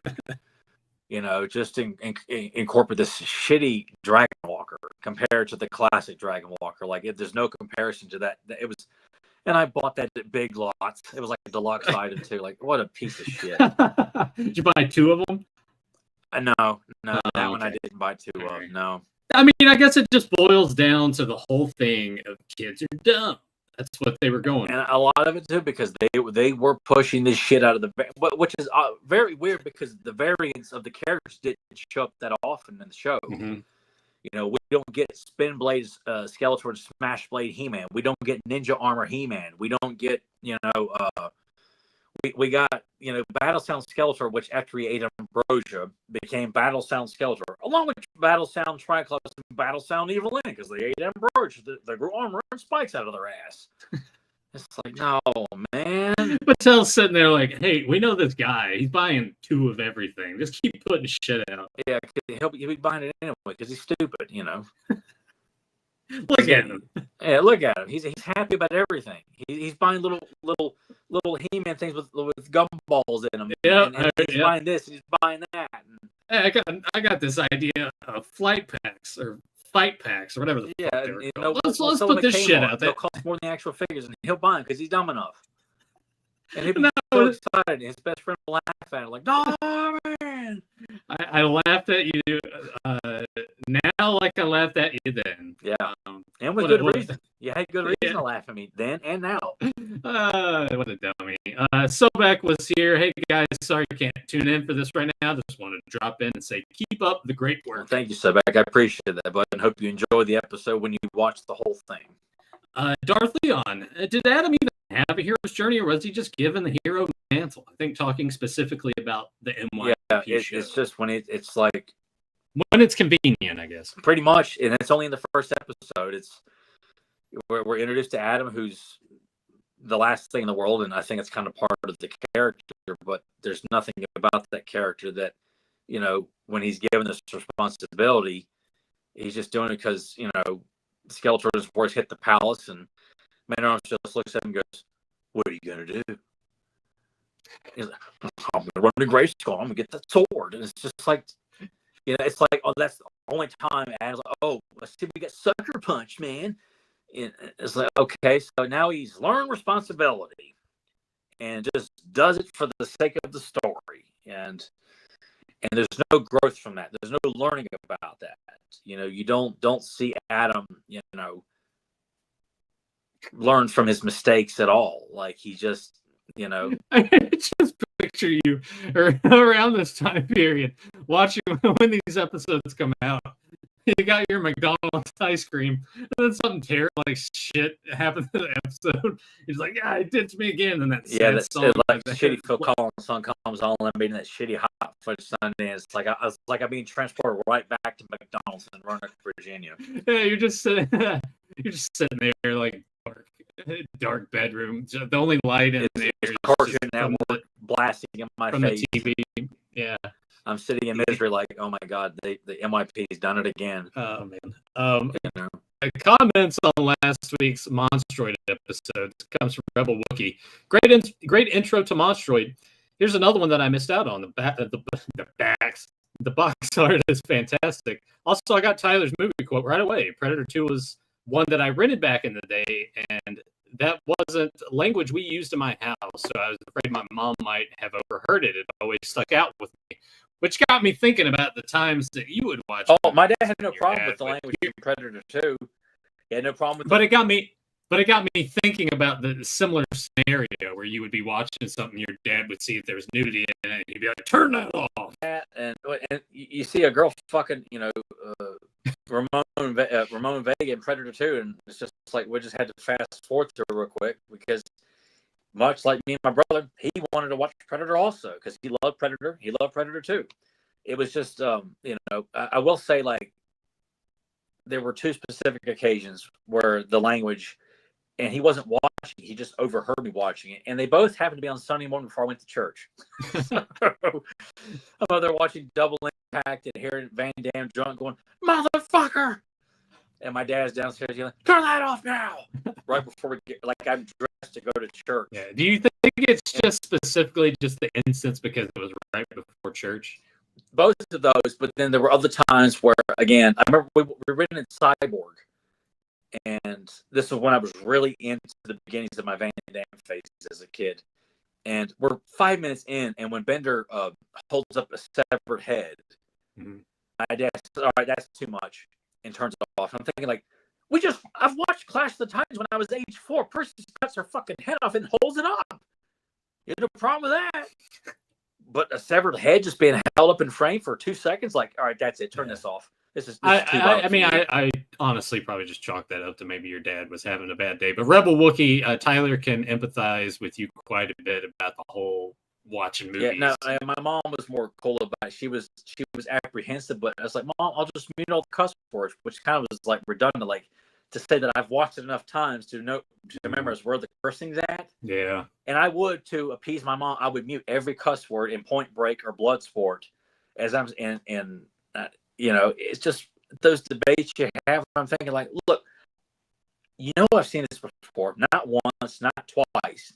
Why are we having this discussion right now? I never had to worry about any of that. My parents never cared. I remember watching Missing in Action too, and when the Australian photographer gets shot in the head, and I'm like, it's the first time I've ever seen a guy get shot in the head. I was probably maybe 6 years old, and watched it at my papa's house, and my dad never said a word. Didn't say, "Tyler, you need to leave the room." No, I mean, your papa was there. Well, that's what I felt like too. Like, I think my Uncle Roger was there, and they were all big Chuck Norris fans too. That was probably just one of those things. It's like, now the boy's gonna become a man. Check this shit out. Oh, and that was a common bond with a lot of us, is that we all had an affinity for Arnold, Stallone, and Chuck Norris movies, and was talking about them, watching them, and watching Terminator 2. Like, my dad said, "All right, you can watch it, just don't repeat the words you hear in this movie." And he was just calm and cool about it because he wanted to watch it too. I was like, "Yes, sir," and I was just as into it, And again, it was I've never asked my father to this day, like, why were you so inconsistent with you allowed my younger brother to go rent Nightmare on Elm Street, and you rented it for him, knowing what was in it. Had no problem with that. It traumatized me from 5th grade, and I thought I was going to grow up and not be able to sleep in my own bed as a grown man. Yeah, but you're still afraid of it. So I am, but it's and that goes back to that trauma from watching it in 5th and 6th grade.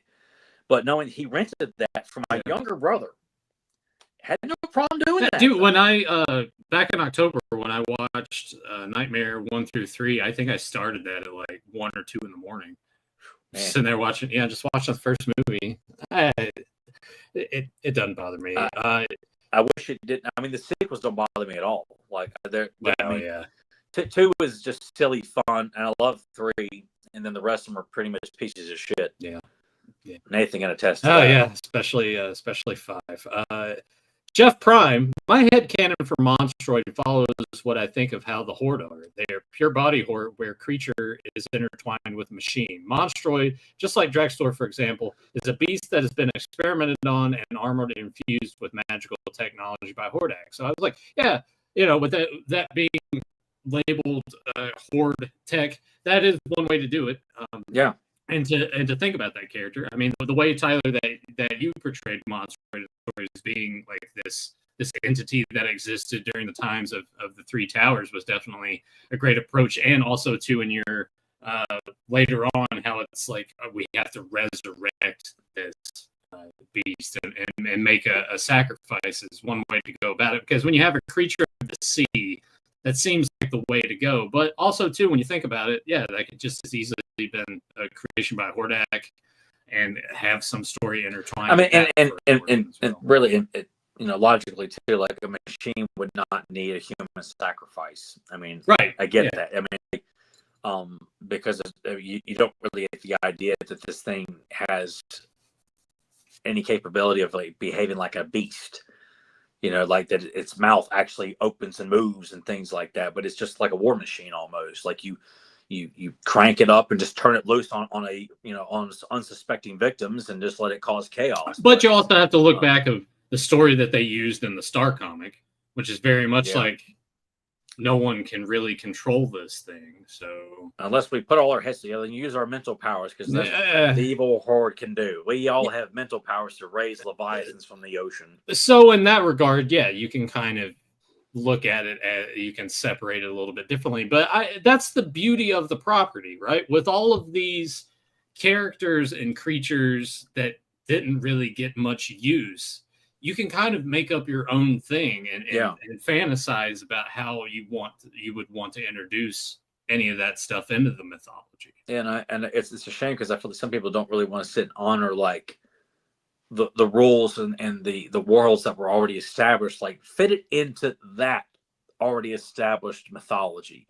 Don't get crazy and say, it's from Earth and a guy named Gary made it and it took on a life of its own, was launched into orbit, and it landed on Eternia during the days of the dinosaurs. Come on, you're giving them ideas, man. You gotta stop. I know. And Rob Davis like, write that shit down. Axel, draw it up right now.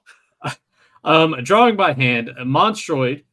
I have both the print of the Eternia playset and Monstroid coming out of the water. Great art and painting by Oral Norm. So glad Tyler is still writing for the art, and hopes that one day all of that full story can be printed out. I'm looking forward to if it ever does.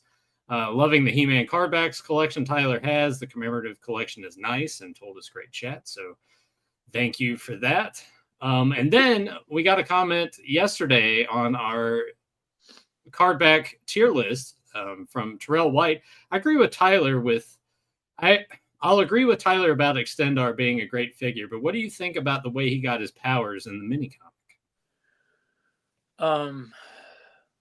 I'm fine. I mean, because I feel like they did that with, they did it with Snoutspout, they did it with Extendar, they did it with Dragstore, that Hordak, and I had no problem with, Hordak being responsible for the creation of some of the characters. Like you're bringing in this new faction, you want to build them up, that, he's using Horde science to create a lot of his minions and allies.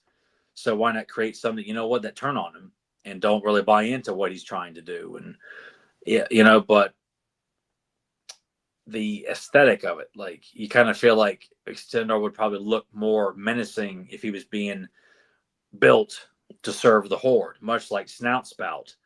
So it almost kind of feels like they would need to be Hordak's first, it's more about just it's like he creates this toy and this is what he's going to look like. Mm-hmm. But I almost feel like the initial creation of Extendar and Snout Spout should look more like something that fits with the Horde. But the brainwashing or the mentality that Hordak is trying to inflict and embed in these guys is not taking, and they both realize like, look, this isn't for me. I don't want to sit and loot and plunder and destroy and hurt others and take other people's lives. Like, I'd rather save lives.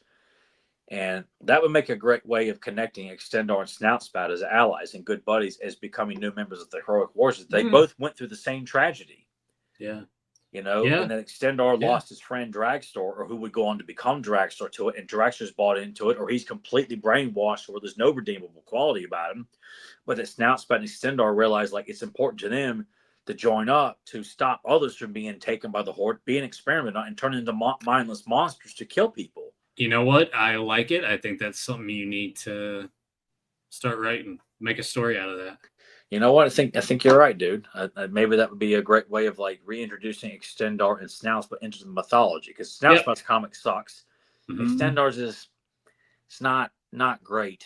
And just so much you could do with that. Put them on a rescue mission to try to get Dragstore, because they were all at one point like allies that because it's almost like I think even the style guy like Extendar and Dragstore were like athletes, and Hordak takes them and experiments on them and turns them into what they are. And Snout Spout, I'm like I could see if he was wanting to turn him to like a very menacing mastodon looking character, and he was like a humanoid elephant man, and sees what he's been done to himself. And Man-at-Arms like, look, I can't take away the damage he's done, but I can repair what he's done to you, and gives him the mechanical helmet that I go over his elephant head, dude. Onto something there. I think that would be a good way too, much like the comment that we had here, to explore like the body horror aspect of what Hordak is capable of doing to people. Because that also sets up too, when you think about it, of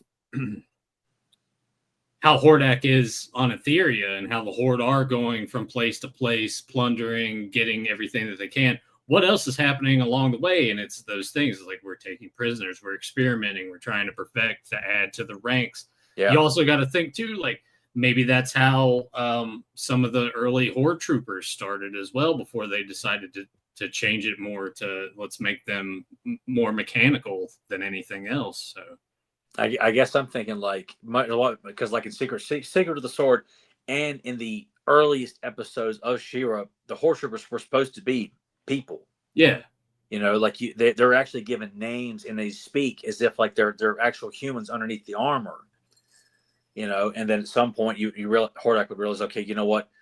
We need robots that are mass produced, because he's getting more and more into science. And that's why I always thought it'd be so cool, as I've said before, and I'll say it again, that Modulok is the reason Hordak becomes more intrigued with science and starts blending black magic and sorcery with Horde science. Yep, and that's like you can kind of build up Modulok more along that way too. Yeah, it'd be a good combination. Take like the body horror. It's almost like David Cronenberg could direct it or something. Yeah, because with Modulok, starting as a scientist, Galen Nightcroft, and turns himself into this beast that can modulate his entire body into all and just showing Hordak like, look what I've done to myself. Yeah, this is what I can do. This is what I can do for you. Oh man, Skeletor's like, he didn't appreciate it, and Hordak's like, oh, so you work for Skeletor and he didn't take advantage of this? It's like, I'm making you my chief science officer, and it goes immediately to work to mass producing the Horde troopers, creating Multibot, creating Dialamug, and helping advance like taking prisoners and working with Hordak on creating, what would become Dragstore and Extendar and Snout Spout. And you could even, if you wanted to, work in a way, because a lot of people want to bring up the comparisons, maybe have a thing where Hordak sees Mechaneck and he's like, I want something like that, but better. Yeah. And then kind of tie that into the creation of Extendar, just Yeah. as like a little nod of just the people in general thinking. For Like he looks at Mac and it's like, what if we had a warrior that could extend his entire body? You know, and just, you know, looks at that, and we need someone who he sees the strengths of elephants, like Elephant Man, like look what these guys can do, you know, and they're not given any enhancements of cybernetics. This is all natural strength with, you know, the water pressure from their trunks, and they're a massive strength as it is. Like I want one of those, and enhanced with our technology. Start writing, man. Start writing it. Make it happen. You can make this like a multi-part thing too.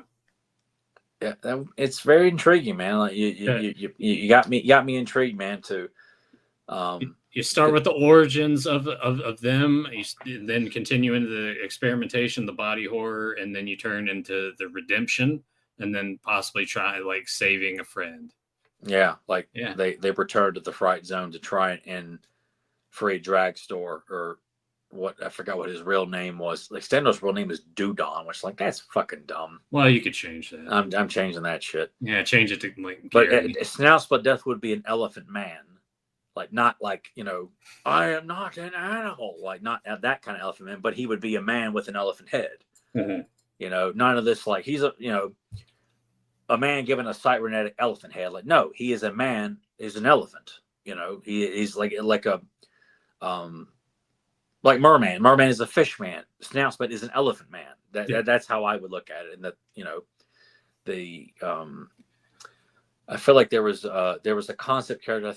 I forgot it was done. It's showcased in the Power and Honor Foundation. It's like a precursor to Grizzlord, where it's kind of like a woolly mammoth kind of mastodon kind of horde character. I think Darth Leon was kind of on the same wavelength, though I don't think he's in. I think you guys are mixed here, but Darth Leon saying there was a mastodon-looking Hordak prototype. I think Tuskor was the name. Never came out, but they just made a box set of him recently. Okay, yeah, because I know Mattel's doing like concept characters right now, which in the grand scheme of things is a great idea, but it's always going to be executed poorly with shitty stories and it's current. I think one of them's peg warming Target right now. So, which I feel like too, like. I thought they were done putting stuff out in retail and just going strictly for online sales. They need to stop. They just make it online. Have it with your Entertainment Earth, your Big Bads, Mattel Creations. Stick strictly. I mean, concept characters like, dude, what the hell are you doing putting that at retail when I've seen nothing but peg warmers of Origins? I mean, it's been a while since I've walked down a toy aisle, but it's been even longer since I've seen Origins on any of the toy shelves. Yeah. Why would you ever think releasing concept characters at retail when that should be strictly an online exclusive? Because that's an extremely niche item of a niche toy line at this point. Yeah, it's like, oh, we're gonna take this deep cut shit and just make a bunch of it and then just put it out. Yeah. I mean, honestly, the whole thing, like the distribution issues between all the stores and the toy companies, is just bad. Like it's just never changed. I feel like that was one of Mattel's biggest issues back in the 80s. It was one of the biggest problems in the 2002 line as well. Mm-hmm. You know, it's just like you remember that Batman line that they had in the early 2000s? Did that Batman line, yeah. And how rare it was to find like a Killer character Croc. that wasn't a Batman variant. Yeah, it was just all Batman variants. So, yeah. And the Joker, Killer Croc, Mr. Freeze, they all looked amazing, but like, nah, that's all we're doing. Hard to find. That's why Tyler and I were shoving each other out of the way when we're walking through the entrance of the store jokingly. It's like, I'm gonna get the jump on you. Yeah. That was the constant. You get ready to walk down Walmart, Target. Like, oh my God, there's the action figures. Like, there they are. Get out of the way. Yeah. Flipping through them, we both touch. Yeah. Just like, well, they ain't got shit. All right, we're moving on. And we're going on to Target. Yeah, it's like Toys R Us. It's like even back then, it was rare to find something that. That's why Tyler got so excited about finding that shit, because it's like something new. Because most of the time we would go and just be the same thing over and over again. And that's something too that people, the fans of 2002, were all vocal about. That they all, that too many variants, and when the line was canceled, like because there's too many fucking variants.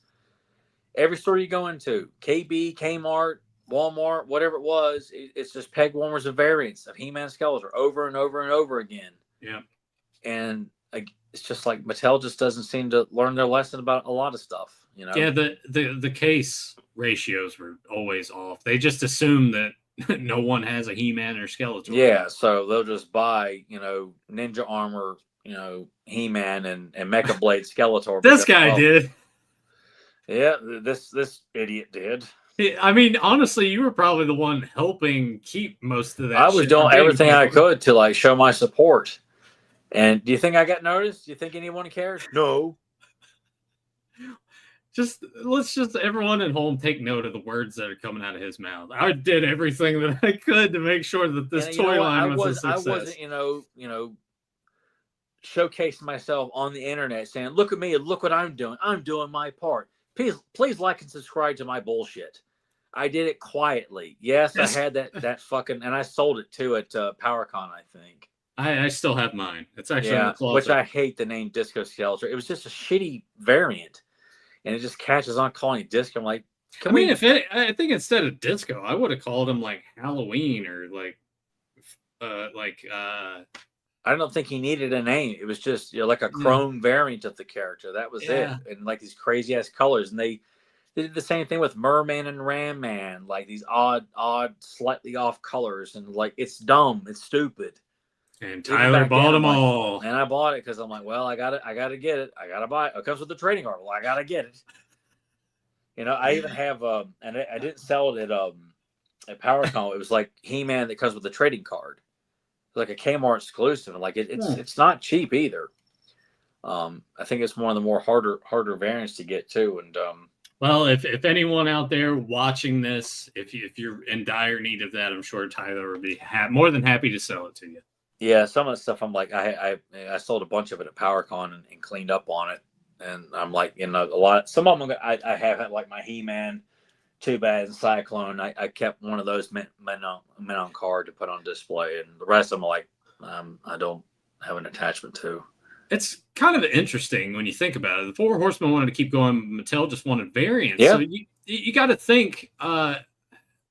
Just what was going through their heads. I'm sure they were equally as frustrated by the whole ordeal. I'm sure they were too, and I know that they stayed on good grounds with Mattel because then they're brought on to work on the classics line. Once it's been maybe 5 years after the 2002 line was canceled, then they get the idea of like we're going to do like an adult collector line, but we'll launch it with fucking King Grayskull. Well, motherfucker. Well, but hey, that turned out to be one of the best lines, in my opinion, of all time. Yeah, because the Horsemen were allowed to work their magic, and even though it was a niche toy line, it did very well. It worked very long, and I just I'm thankful that we got that as long as we did, because you were constantly living in fear it was going to get canceled every year. Yeah. Thank you, Scott. But he ever listens to us, but look at them now, like. The Mythic Legion line's doing very well. They have a convention for it, in fact. Things. And they've done a lot of like homages to He-Man characters with a lot of the figures that they've done. And it's a shame that they've never been, they're brought on to do a random figure in Origins, from time to time or something like, if that at all. Mm-hmm. Why Mattel just insists on doing their shit in-house with whoever's doing it. And, maybe they've gotten better proportion. I don't know. I don't care.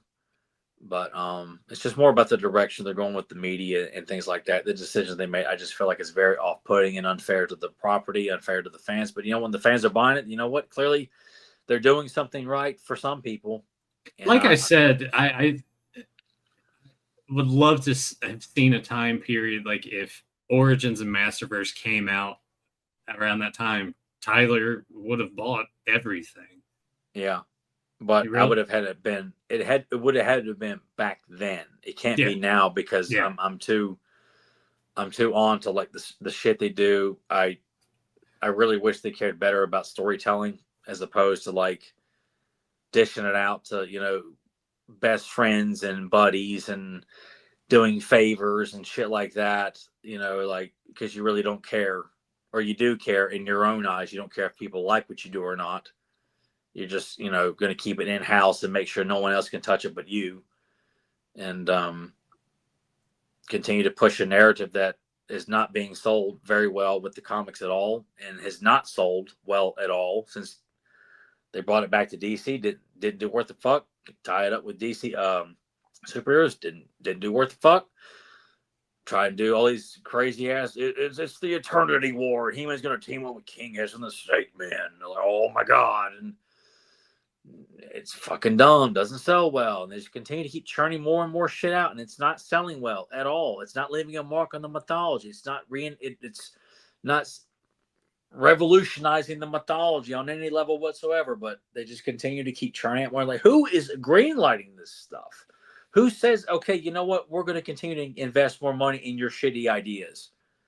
Why? They're not setting the world on fire. They're not. People aren't making shitty fan films based on these shitty fan comics, yet. And just, I'm like, what is the end game? What are you hoping to accomplish with the media that you're doing with Master Universe right now? Because Revelation, I'm sorry, came and went like a fart in the wind. No one cares. Same thing with the She-Ra series. That movie made by Amazon will come and go like a fart in the wind. No one will care. It'll be like the Gem movie, in and out. No one will care. I'm kind of curious because that movie comes out in June, right? And it's November.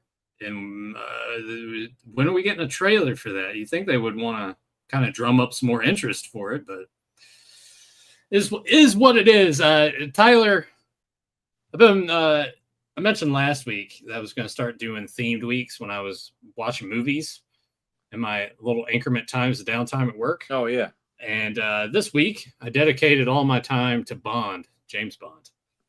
So I've been watching James Bond films and nothing but... Actually, I take that back. I did watch one other movie. I did watch that Deathstalker remake sequel. They remade it? I guess I wouldn't call it necessarily a remake because they make a mention that kind of ties into just the Deathstalker series in general. It was done by one of the Astron 6 guys. So if you like the movie, now I'm trying to remember the title of it's like Frankie Frico and God, why? And I'm pulling a U and I'm drawing a blank on it. Anyway, regardless, for what it was, and I knew what to expect going into it. It was pretty decent. For it to be called Deathstalker, though, and to not have any titties in it, I'm like, nudity has become a thing of the past in movies anymore. Yeah, it kind of has. Psycho Gorman, there we go, came to me. If you like Psycho Gorman and Frankie Frico, this is by the same director. He's one of the Astron 6 guys who played a hand in the movie, The Editor, Father's Day. I've enjoyed all that stuff. The Robin Williams, Billy Crystal movie? Yeah. But Deathstalker ended up being pretty decent. I would recommend it, though. There is a little troll creature that's much like you would get in those 80s sword and sorcery films. There is like a little troll creature that's with Deathstalker. He's voiced by Patton Oswalt. No, he's not overly annoying or anything. But it was decent. But aside from that, watch James Bond movies. I currently have watched 7 of them. Wow. So quite a few then. Yeah, so I watched the 2 Timothy Dalton ones. I started with those first because I had never seen them before. And I always knew that he got the shit end of the stick when it came to playing Bond. And I thoroughly enjoyed both of them. License to Kill more so than The Living Daylights, but I like Living Daylights a lot. The biggest detriment to that film is the character Kara, like the Bond girl love interest in the film. She's a little too dumb, but hey, Joe Don Baker is in there. Yeah. So Kara Tagawa, Shang Tsung's in it. Yeah. So it had a lot going for it. So I enjoyed both of those quite a bit. And then from there, I decided I'm gonna mostly for now go in order. So I watched Goldfinger, From Russia with Love, You Only Live Twice, Thunderball, and Dr. No. I only text you about Dr. No. I appreciate Dr. No for what it is, being the first of its ilk to start this long-standing series. But man, is it slow? Is it boring? I oftentimes would click up on the Roku remote and just be like, "There's still 50 minutes left of this." Oh boy, I'm in it. So that's been my least favorite so far. Coming up next would be Thunderball. I appreciate what they were trying to do. And Riku Browning did the supervision on all the underwater stuff, which I thought was awesome. That's cool. But too much underwater stuff. It was so gimmicky that it takes you away from the story that they're trying to tell. So Thunderball was all right, but overall I didn't enjoy it as much. You Only Live Twice was a lot of fun. Having Donald Pleasance being the big reveal finally after all these movies building up to, all right, who's petting the cat? Who's behind Spectre? That was fun for what it was. And then I guess, too, if you think about the idea that, this is what Austin Powers is mainly parodying. Yeah. But I enjoy it. But Goldfinger and From Russia with Love, that is like that's the cream of the crop right there. I think a lot of Bond fans would probably agree with you on that one too. Yeah, just the way that the story flows in both of them, it's quintessential James Bond. It doesn't get too silly with all the gimmicks and the gadgetry just yet.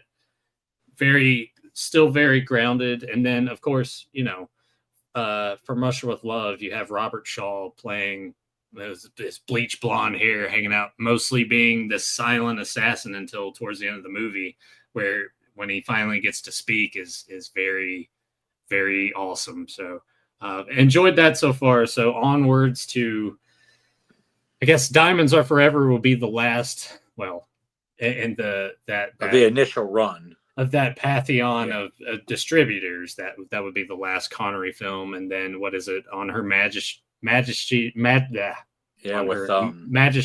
I can't even say Majesty Secret Service. There we go. He-Man. And then I think once I start hitting the Roger Moore movies is probably when I'm going to start kind of breaking it up. He's got a lot of hot girls in his movies, but I've always been apprehensive about watching any of the Roger Moore Bond movies. I just see him as this, like Pierce Brosnan. I'm like, I think I've only seen like one Roger Moore Bond movie, and I couldn't even tell you which one it was specifically, but yeah, I think I'm going to like stagger that out. It's like, I'll watch a Roger Moore and then I'll watch a Brosnan, but I'm going to get the shittier Brosnans out of the way. Like, cause GoldenEye I know for sure is his best. And that's not just the nostalgia talking from the video game and everything. I know for certain that that's his best one. But I do remember going, because Josh and I like GoldenEye so much, we were playing the video game when Tomorrow Never Dies came out. It's like, we got to go opening weekend and see this in theaters. And even then, I was like, aside from Terry Hatcher being in it, and I had a crush on her back then. I was like, this kind of sucks, doesn't it? It's like, it kind of does. But I'm gonna watch them all. But I'm very much looking forward, at least once I get past that, the curiosity of Roger Moore. And finally sitting down watching all of his films, and then looking forward to Casino Royale the most, because I've only watched that, Quantum of Solace, and Skyfall. I never saw Skyfall, and I think because it took so long for Skyfall to come out, I lost interest in waiting, and then it's just like, you know what, I'm not interested anymore. Yeah, but it's I heard a lot of good things about Skyfall. Yes, I remember it being decent when I watched it. It didn't like blow me away, but yeah, Quantum of Solace was kind of shitty. Yeah, and I saw it twice. I'm like, I can't tell what the fuck's going on in this movie. Yeah, you get that sometimes with these Bond films. And that's Casino Royale is a lot of fun. I enjoy it. Of course, I'm like, man, you kill off the hottest girl in the movie, and then the girl he's crazy about is the one that betrays him. I'm like, this is fucking dumb. Yeah, so it's gonna ebb and flow for me. I mean, it's already started to, but like going forward, watching the rest of the series, I'm definitely curious to see how the rest of them are gonna fall and rank for me, because I'm sure I'm gonna find some of those Roger Moores like more entertaining than some of the Connery ones. So we'll some of them sound just kind of just goofy, because I don't know. I think. If I remember correctly, I feel like a lot of people said that Roger Moore's take is a little bit more lighthearted. Mm-hmm. Yeah, so that's the thing with Connery. You have more of a balance. And then with Roger Moore, it gets a little goofy. Yeah. They come back down when they have Timothy Dalton, and it's just like, it's played pretty straight for both of those, especially License to Kill. And compared to all the others, pretty dark. Like you're not going to get that again until we get to Daniel Craig. So No. from it's like Yeah. Timothy Dalton, you get that upswing, and Brosnan's more of the middle, but leaning more goofy. And then with Daniel Craig, it's just straight up like we're going to make him like this, like just dark, brooding, which was the guy. biggest draw for me of like, because I've always had an in and out interest with the Bond character. As a kid, I was drawn to the Sean Connery stuff, but only got to see a little bit of it, and then had no interest in Pierce Brosnan at all. Like I was like, I'm not interested in seeing him play James Bond. And I still to this day have never seen a single one of the Brosnan Bond films. If you're gonna watch any of them, watch Goldeneye. That's well, I know I forgot I rented it and lost interest in it when it came out on video. Yeah, I think you would probably have a greater appreciation for it now. Probably. And I know last summer I had an interest of like, you know what? I've never sat down and watched the majority of those films, and my intention was like, all right, I rebought Casino Royale in 4K, and I started to watch it. Then I got sidetracked and never did get around to finishing it because I started it late at night. I had to be at work the next day. I'm like, fuck, never got around to watching the rest of it because I wanted to watch Skyfall. I wanted to see, the rest of Daniel Craig's movies, and I was like, you know what? But I don't think any of his movies are any of the Bond films are streaming anything that I've got. I think it's on like MGM or Amazon or something like that, right? Yeah, yeah. For now, like I think they're all on Prime Video. So if you got that, you can. Yeah. So that's how I've been watching. Yeah, I've enjoyed my time with it. It's like even when they're, except for Dr. No, I don't know why it was just too boring for me. Some people would be like, "Yeah, you're crazy," but no. Yeah, I'm looking forward to watching the remainder of those. I'll be very curious to see what you because I know a lot of the Roger Moores have got beautiful women in those movies. The one where he kills like the girl's husband or boyfriend, like it's like her fiance or something like that, and they become lovers. I don't know if it's the one before Moonraker, or maybe it is Moonraker. No, it's the one before Moonraker that Joel shows up in. It has like the underwater base in it.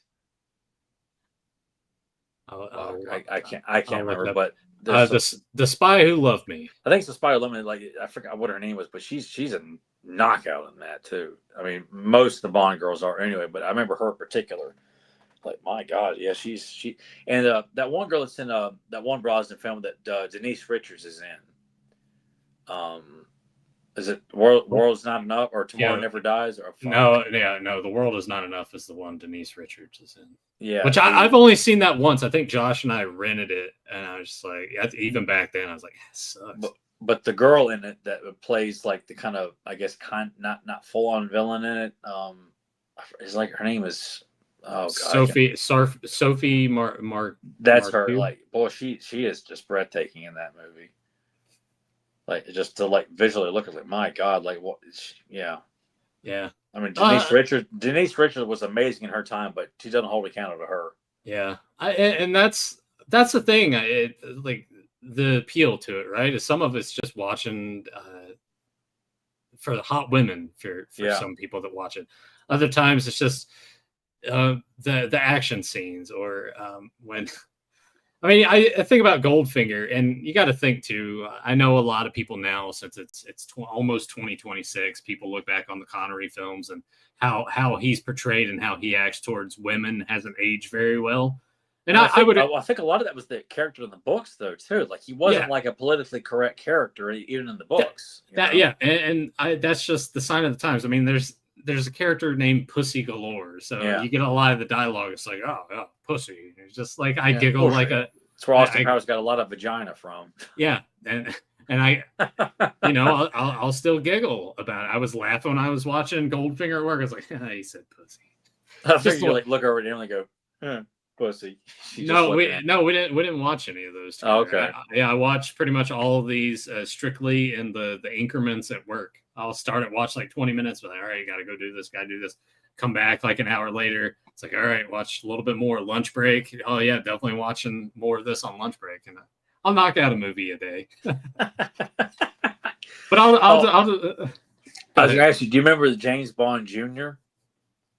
I don't remember watching the cartoon, but I do have the toys. I do have a Jaws figure from that one. Yeah, and that was the time was supposed to be like the rarest of the toilet, the more sought after figure from that line. Yeah, I still got it somewhere. I never got rid of it. I remember not really getting to see much of the series, but I was always intrigued because I remember seeing ads for the VHS collection, like in comic books, and you would see like it was Goldfinger, but it was like Goldfinger's daughter, I guess, and Jaws was in one episode, and seeing all these Bond villains, and like, man, I was really intrigued to like what all these characters would be like, and it's a show that has been lost to time. I don't think it ever took off with anybody. I don't think it has a fan following of any kind. Yeah, probably not. Yeah. No one gives a shit. But as a child, it was like I would have liked to have seen more because I was familiar with the Jaws character. I was like, oh, he's in James Bond Jr. also. Like, I want to see that, and just never did. And it's probably best I haven't seen it. How about a crossover, Master Universe and James Bond? Trap Jaws. There you go. Done. Get on that shit right now, man. You and your buddy Ted, write that shit up. Be on Netflix next year. Well, I hope everyone. It doesn't have to make sense. We'll just make some shitty toys. Well, I hope everyone enjoyed our deep dive on the Mike Young Productions episode, The Mystery of Anwat Gar. I actually got it right this go around. And just the fact that we broke it down in a way to make you kind of think that if you haven't watched that show in quite some time or didn't even know that it existed, I still recommend watching it for yourself. Yeah, of course. And forming your own opinion on the stylistic choices that they made in the early 2000s, and especially how the story flows. And leave us a comment down below. Give us your thoughts on Mike Young Productions show. And James Bond, I want to hear some more people sound off about James Bond. Did you watch James Bond Jr.? Any fans out there of that show? Probably not. But if you haven't done so already, like this episode, subscribe, ring that bell when you get notified when we go live. And also, apologies again for the power just going out on my end midway through the episode. And until later, let the power return. Bitches leave. Oh, RoboCop. Yeah. Have you watched RoboDoc at all lately? Not recently, no. I feel like I'm due for a revisit. Oh yeah, and I'm still waiting for the parts on part 2 to come out. You know, where the discussion of the documentary on the sequels that we never got. But I think over in the UK they got that part as well, because when it was advertised, you're going to get the entire RoboCop 1, 2, and 3 discussed ad nauseum, like breaking down all the behind the scenes, the decisions that they made, and all we got is RoboCop 1. Might have to see if I can find anything on that. Speaking of deep dives, I haven't finished it yet, but that Mortal Kombat documentary is really good. Someone spliced together, because for those of you who don't know, the Mortal Kombat Legacy Collection came out recently, so it has it's like the arcade versions of 1 through 4, the home console versions of all of those. There's like a Game Boy Advance, for whatever reason, version of Mortal Kombat Deadly Alliance and some other things that are on there. Odd. Yeah, I thought it was odd too. I guess maybe they're prepping for like a Legacy Collection 2 that would have like all of like past Mortal Kombat 4 console games or something. But included on there, as you go through, it's little video clips, and someone awesomely has gone on and spliced everything together and made the documentary and uploads to YouTube. It's like almost 4 hours long, and it's highly enjoyable. I recommend it to everybody. Especially, I mean, if you're a fan of Mortal Kombat, I highly recommend it too. Oh, if you don't give a shit about it, then like don't watch that. But maybe there are people who aren't fans of Mortal Kombat. I've never met anybody who wasn't. I'm sure didn't play the games. Rob Lieberman, the senator that tried to get it all. Probably the same guy who thought Beavis and Butthead, Buff Coat and Beaver. Oh man, dude, I have a clip from Beavis and Butthead I'm going to use for a stinger down the road. Oh yeah.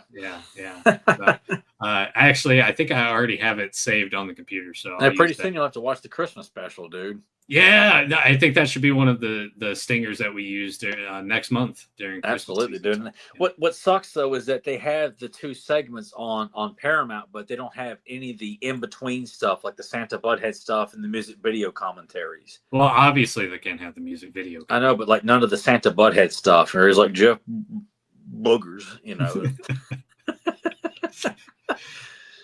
I had that recorded because MTV was playing it like in reruns, for a while. And I remember staying up late and recording it one night, and I had it to watch on VHS for the longest time. You just rewatch that part all the time. Jeff Boogers. Oh, I laughed a lot over Jeff Boogers, yeah. What happens to reindeer turds when they fall down the sky? Well, they hit the ground and go plop. Just stupid, like Mike Judge coming up with this shit, for these guys to say in these segments. Yeah, I'll tell you about the clip when we're off air. But one last thing, Mortal Kombat. I got the PlayStation for Mortal Kombat 3 version on PlayStation, and playing Shang Tsung when you transformed it would freeze while the disc spun to find character. Yeah, those the PlayStation, the Saturn stuff. Yeah, the load times with Shang Tsung, especially the load screens after you pick your character and it puts like the versus screen. Yeah, and then going from that to the fight screen, there was a load. So that was the early days, though, man. I never did play Mortal Kombat 3 on PlayStation because it was strictly to Super Nintendo and arcade, and I think Mortal Kombat Trilogy was the first Mortal Kombat game I played on PlayStation. I think by that time they fixed the load issue, I think. Yeah, I don't remember there being any issues with that game. Of course, I rented it. I didn't own it. But it's more about like getting to play as every character that had been released up to that point. And then you do like alterations like Jax in Mortal Kombat 1 or Mortal Kombat 2 and 3, Kano from Mortal Kombat 1 and 3, Sonya Blade, changing their outfits and stuff like that. It was really cool. Yeah. Have you gotten any further on the arcade 1-up? Oh God, no! I actually played it the other night, just for the hell of it, and Sonya Blade kicked the shit out of me. I was so out of practice trying to do the special moves. Like, fuck, I can't do anything on here. Just a lot of the basics, and just try to counter and dodge, and like, oh fuck you, Sonya Blade. She was the bane of my existence when I was really trying to beat that game. I remember being really frustrated trying to beat her, and then you move up to the endurance stage where you got to play 1-on-2 and like the 3 handicap matches. But trying to get past Sonya Blade up the ladder was like, oh my God, because then she does this and then taunts, and like, oh my God, I fucking hate her. Yeah, I think in every fighting game you always have a rival. I remember in the Tekken series in general, it was always Paul. I fucking hated Paul. I never had too many characters I was really pissed off because I found the Tekken is not be as difficult to beat for the most part. Yeah. Mortal Kombat and Street Fighter were a lot more challenging to beat, in my opinion, I thought. Yeah. Oh, man. Tekken's some good shit, too. Oh, that is another vastly... I mean, obviously, it's a popular game, but it doesn't hold, like, that level of legacy the way that Street Fighter and Mortal Kombat does. Yeah, absolutely. And I love the roster of characters. I mean, from Hyorong to Martial Law, which that was my when I started playing Tekken, I was all about Law. I was like, he's just like Bruce Lee. This is awesome. When did you stop? What was the last Tekken that you played? Tekken 5? Tekken 5, yeah. I think that's around the time that I stopped too. Yeah, I didn't like to get the configurations in the game. Like Tekken 4 fucking rock, and Tekken Tag was the best. Yeah.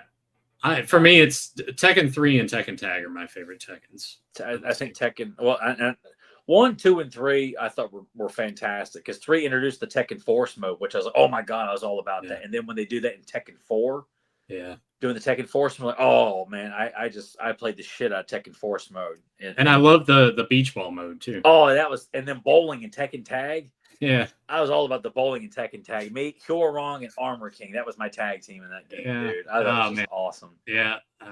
Good memories of you and I playing Tekken Tag. And the best of times, dude, playing Tekken Tag. Yeah. Well, we'll leave it on this because Papa Huds is asking, Tyler, why'd you stop giving out episode recommendations for the week? So give them some episode recommendations. I forgot I did that. Well, I just don't think a lot of stuff I've done because I don't think anybody cares. And I'm just being truthful. Like if people don't respond or acknowledge it, I'm like, okay, I guess they don't give a fuck. Well, you know what? From here forward, you start giving some episode recommendations for the week. I guess let's see for He-Man. If you haven't watched, because I like to recommend the favorites. Personal favorites, probably something we haven't talked about in a long time, which I told Nathan I want to go back and cover with him, is Disappearing Dragons, which is a wonderful story with bringing in Buzz off and Mechanic for the first time, Cobra Khan for the first time, and then Webster's second appearance, along with Granomir in his third appearance, with a great story about animal cruelty and one of the best moral segments of the entire series with He-Man at the end of that episode. And that's something that I told Nathan I want to go back and recover.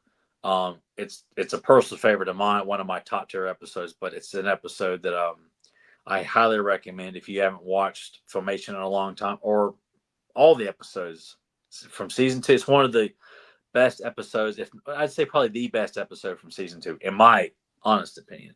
James, he talked with trying to say, "Oh, I'll be problem with power." And I say, "Fuck you, James." What about a recommendation from MYP? I know you mentioned Orko's Garden earlier, but give the people another one. I will give you The Monster Within, because the origin of Too Bad, which was written by Larry DeTilio, was wonderfully done. And Tuvar walked away as like the star of that episode, because he's very Predator-esque in that episode with his tactics of being a bounty hunter. And I just thought that was a brilliant way of giving an origin to this character that really didn't need an origin. I don't need to know that Too Bad was two separate people. Like, he's just, just like a two-headed creature in mythology. Like, you just roll with it. He is what he is. But Larry decided to make these two bounty hunters that were rivals. They're hired by Skeletor, and he wants them both to work together to capture He-Man, and they succeed, but then their bickering gets the best of them, and Evelyn and then kind of step in, try and fuck things up, because they see that their job's in jeopardy, and we get Too Bad out of the scenario. So Too Bad's origin is well worth seeing. So The Monster Within from season 1. That's my recommendation for MYP. Well, there you go. You got a Filmation, you got an MYP recommendation. I'm looking forward to going back and rewatching this episode to watch Tyler be like Kerry Von Erich when my power went out and he's just sitting there. Thank you for your time, everybody. I may have gotten Tyler's movie quote this week. Granted, it was the softest of balls. Yeah. But can you guess what movie this scene is from? Thanks again, everyone. All right, party's over. Everyone go home. Next time, my place. So who are you, man? Shit!